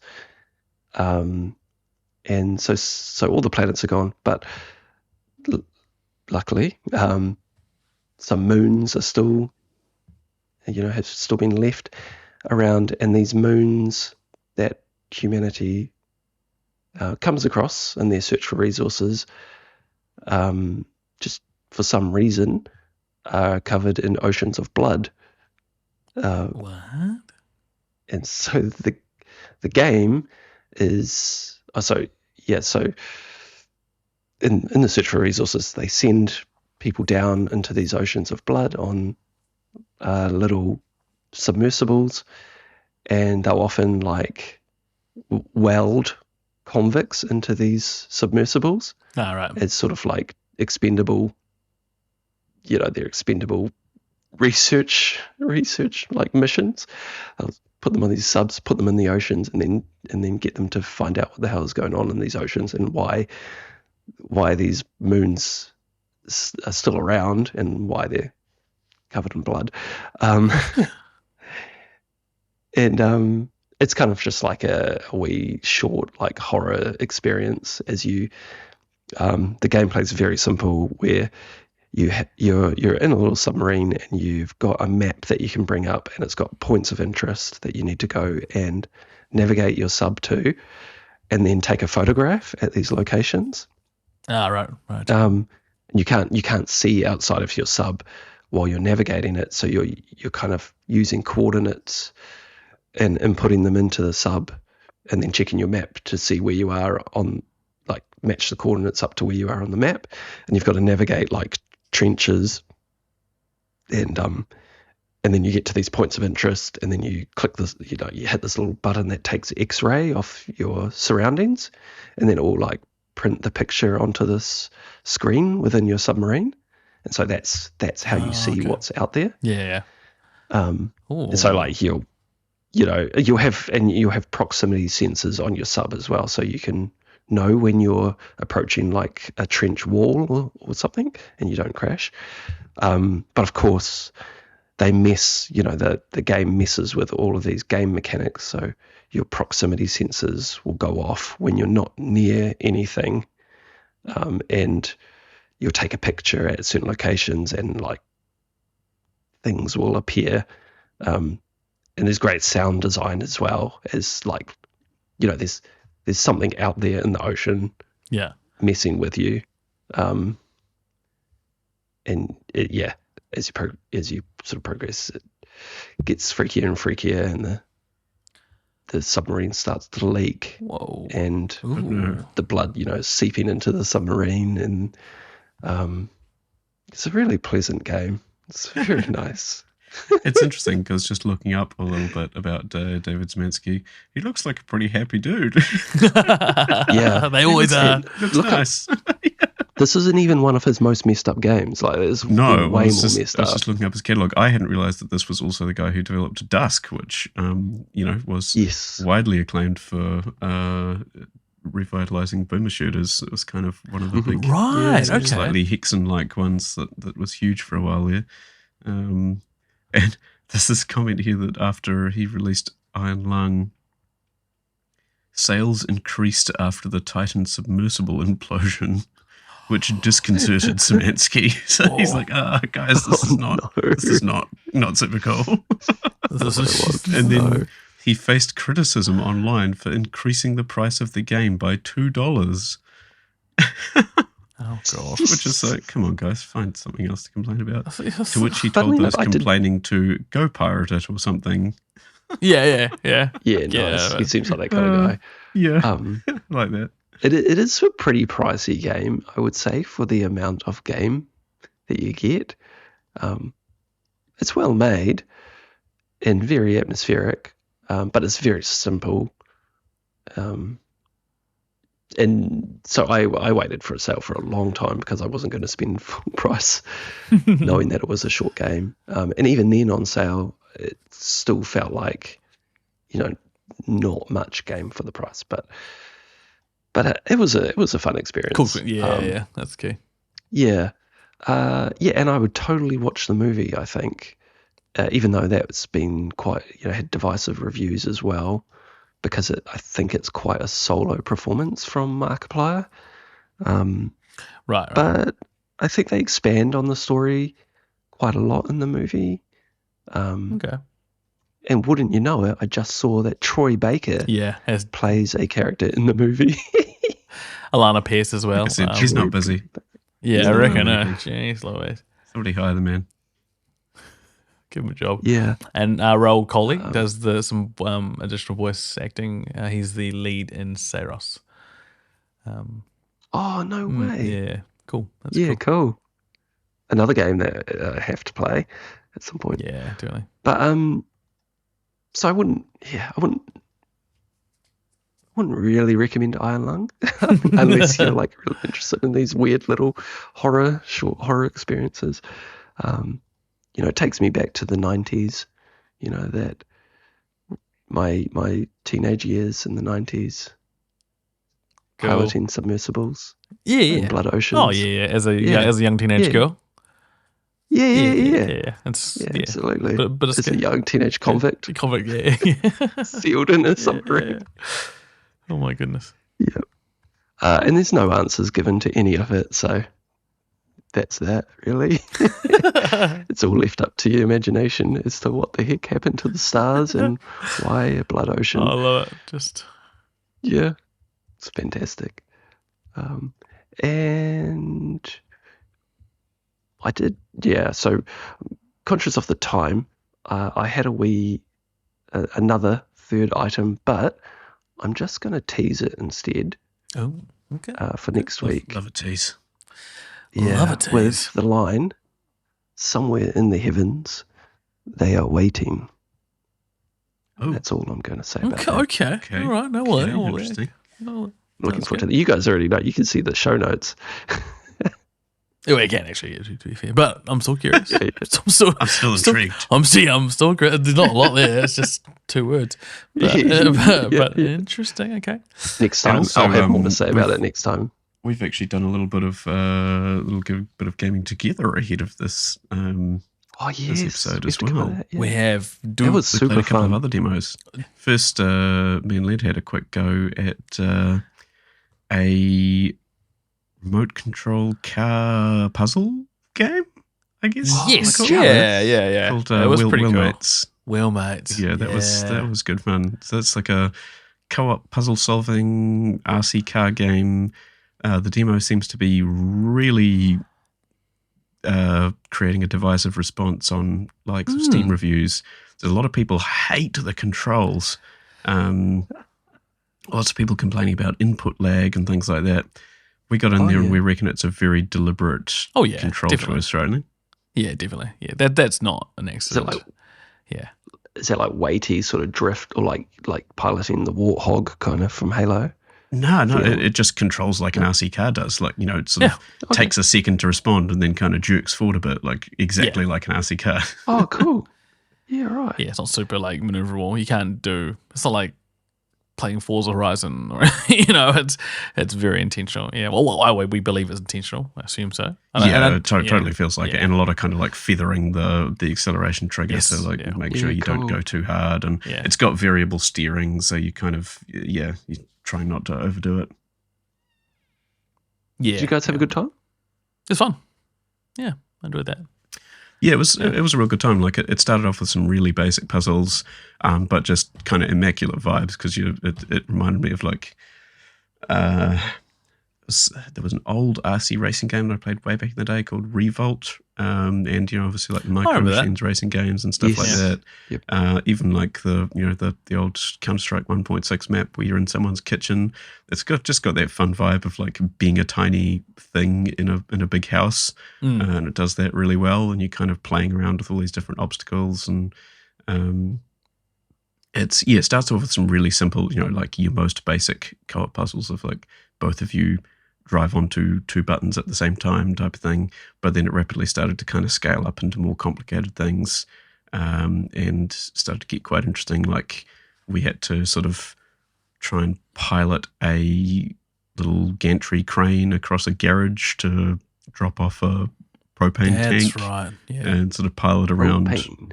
Yeah, sort of like go to opposite control points, and one of us was controlling up and down, and one of us was controlling forward and backwards movement. The cranes, we had to communicate with each other to move the thing around obstacles and stuff. Buttons hitting buttons. You just like drive up onto some buttons. Yeah, just driving onto buttons. Yeah. Oh my god, chaos.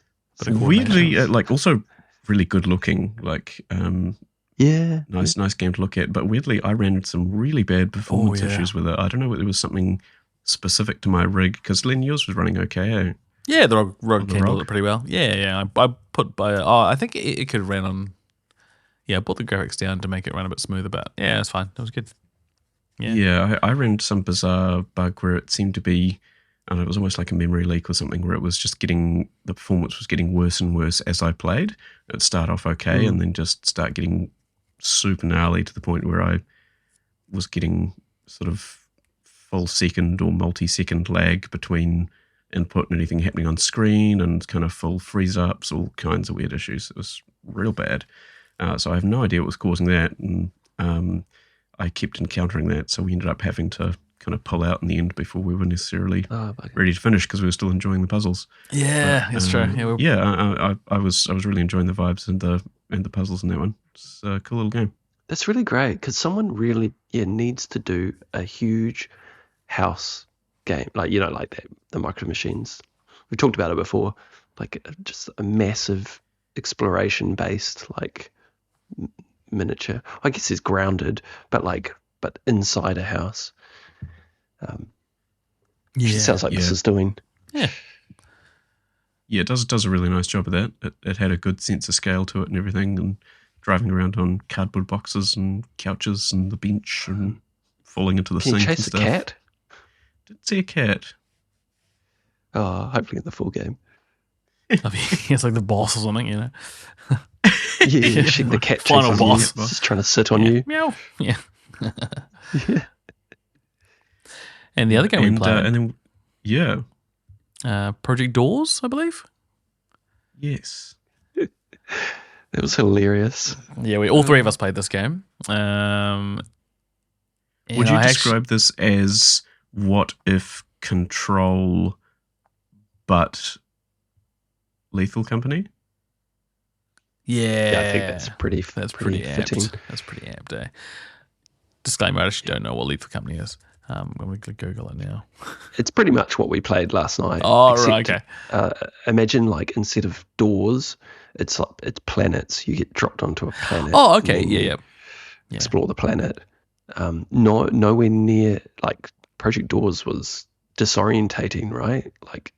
We got thoroughly lost in it was the trippy. maze. Yeah, they had some real portal ass transitions crazy. going on from zone to zone. It was very cool. And puzzles. Yeah. You kind of but the whole thing is like you just go through doors basically, and you're trying to find these things. What are they called? Bugged items. Bugged objects. Bugged objects. Yeah, bugged items. Yeah. Very much like objects of power from. Yeah, Control. exactly. Yeah, Control. Yeah, Most importantly, the doors when you open them take you to like completely different places. Like, what's it like the Matrix? You know, like in Matrix 2, how they open the door and it's like just a mountainside or whatever. Like you guys were on the moon at one point, and I was in a hotel and I was trying to figure out how to get to you guys, but we couldn't figure it out. At some stage, we ran a shop. We were shopkeepers for a while. Yes. That's strange. Yeah. It's very buggy. It's buggy. It's very buzzy. Yeah, and we only just scratched surface, obviously. So I briefly mentioned it last night when we were playing. That shop outside is, I'm fairly certain it's a nod to Stephen King's The Langoliers, which is a movie where it's like these people get stuck in like this limbo restaurant, and there's giant meatballs flying around outside eating reality. Oh wow! Okay, because there was in fact a giant meatball flying around eating stuff. That seems on point. I think that's pretty much it. But yeah, and then there was like freaky Moose Man. Oh, I found out he was called the Wendigo. Who that makes was that's what it terrifying is. when you ran into him. Yeah. There's a subway, which is I'm guessing a nod to the Exit 8, that liminal space game. Yes. Yes. Where you walk down the subway hallway over and over again. It's basically actually it's almost exactly the same in terms of like it looks very, very similar. Yeah. And did you guys very strong come across backrooms that vibes? Yeah. What was that? Oh, the Exit 8. Yeah. No, I never played it. No, I've just seen the gameplay of it. Seen a few people. Yeah. Oh yeah. And at one point you were, Dave and we didn't see it, but you were stuck in a room trying to complete a dinner date with a. Oh yeah, there was one room in the hotel where you were trying to set up a table and then confess your love to some mannequin. It was real weird. But then I think I had to find an item from outside of that room, bring it into the room to finish the scene, right, and then unlock another item, I guess. Yeah, I'm guessing it was. But there's heaps of little puzzles that sort of tell a story, or not, or just a random shit that happens. It's just a cool. I really want to jump on that again sometime. Likewise. Yeah, that sounds fun. It hasn't. Absolutely. There's no release date. Hasn't been announced anyway. But when that fully comes out, I'll be keen to get on that, guys. Yeah, that'd be cool. Could you? I struggle to imagine because we played it with Discord comms, but you can play it with in-game walkie-talkies. Yes. And proximity chat. So I imagine it'd be really hard to play with proximity chat. I do feel like it would be hard, although also probably really funny. Yeah. Shit, it would be hilarious. Hell of a fright when you run into each other. Yeah, shit, yeah. Yeah, we probably should try it with the prox chat. Give it a go. Just see how it is. Yeah. Becomes like a clutch item you need to have. It was a good time. It was a really generous demo too. Like we were still going after a couple of hours of gameplay type thing. Yeah, true.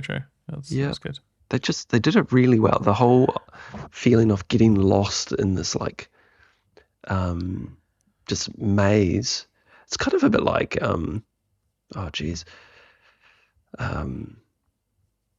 the Spiral, because there was a little bit of backrooms as well, wasn't there? Yes, yeah. It had a bit of into the backrooms. Again, it was kind of like Control mixed with internet memes. Yeah. Yeah. You'd open a door and be like, oh, no. So much. Back out, yeah. Close the door. So much noping, yeah. And you see the different meters as well? There's like a health meter and then like a kind of fear meter was another one. And there's a one underneath that. I don't know what that was. Yeah, there was like a sanity and health and hunger or something. Yeah. Oh, okay, yeah. Well, hunger, that's interesting. I think we missed there was like a sort of a bestiary as well. So you could see what the things information were. about the weird things that you encountered. Oh, I didn't that's realise cool. that. That's cool. Oh, that's really cool. Yeah, and that may help you deal with them when you encounter them in the future. Right. Yes. Yeah. Very nice. Yeah. Yeah. It was fun. And definitely keen to try, again, Lethal Company with you guys and Abiotic Factor one day as well. Yeah, we should do that, Yes. definitely, for sure. Yes. Similar vein. Just Yeah. Explore some of that friend slop.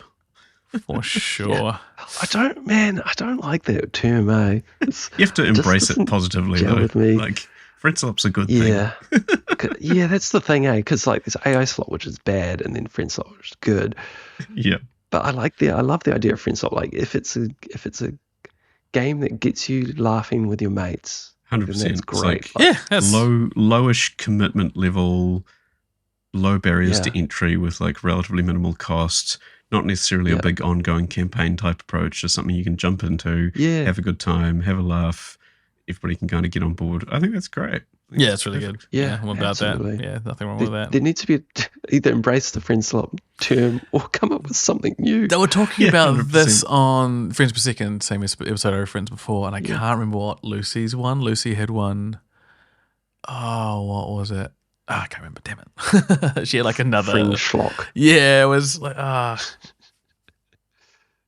someone said Was like it friend something? someone said Chilsome was one that someone said. Oh, okay. Chilsome. Chillsom's Yeah. nice. Yeah. There was another one that was Some of these are pretty not chill, though. Yeah, decidedly, yeah. Going You've into got the like labyrinth, phasmophobia as well, which Yeah, is that's like absolutely freaky. nothing ass. chill about that. Yeah. Yeah. Yeah. All right. So I think that's probably about us for Think about that. this sesh. Yeah, I think we'll. Fancy Critic guy. Go Will, home and think about friend slop for your homework. yeah, homework, Yeah, guys. come up with a new name and then make the planet just adopt it. That's my mission by next time. Quickly, the Fantasy Critic guy was first for a bit, and then Mixtape dropped in points on Open Critic, and I'm second again. it pushed you had so far many ahead. points on that for a minute. Yeah, it did, You yeah. had over 90, so it was like It was overnight. points Yeah, it was after that. 94 for a bit, and then it's dropped down to 89. Yeah. So I lost a whole bunch of points because it's 89. and a half, Still, so. damn. But like good, Incredibly like good. definitely Incredibly not. solid. Not good reviews. about that. But oh well. And that wraps us up for this episode of the Crossplay Cooperative. You can join us in another fortnight for more video game chat. In the meantime, like, subscribe, share, and follow us on Facebook, Instagram, and TikTok. If you're really bored, give us a review. We massively appreciate it. Catch you next time.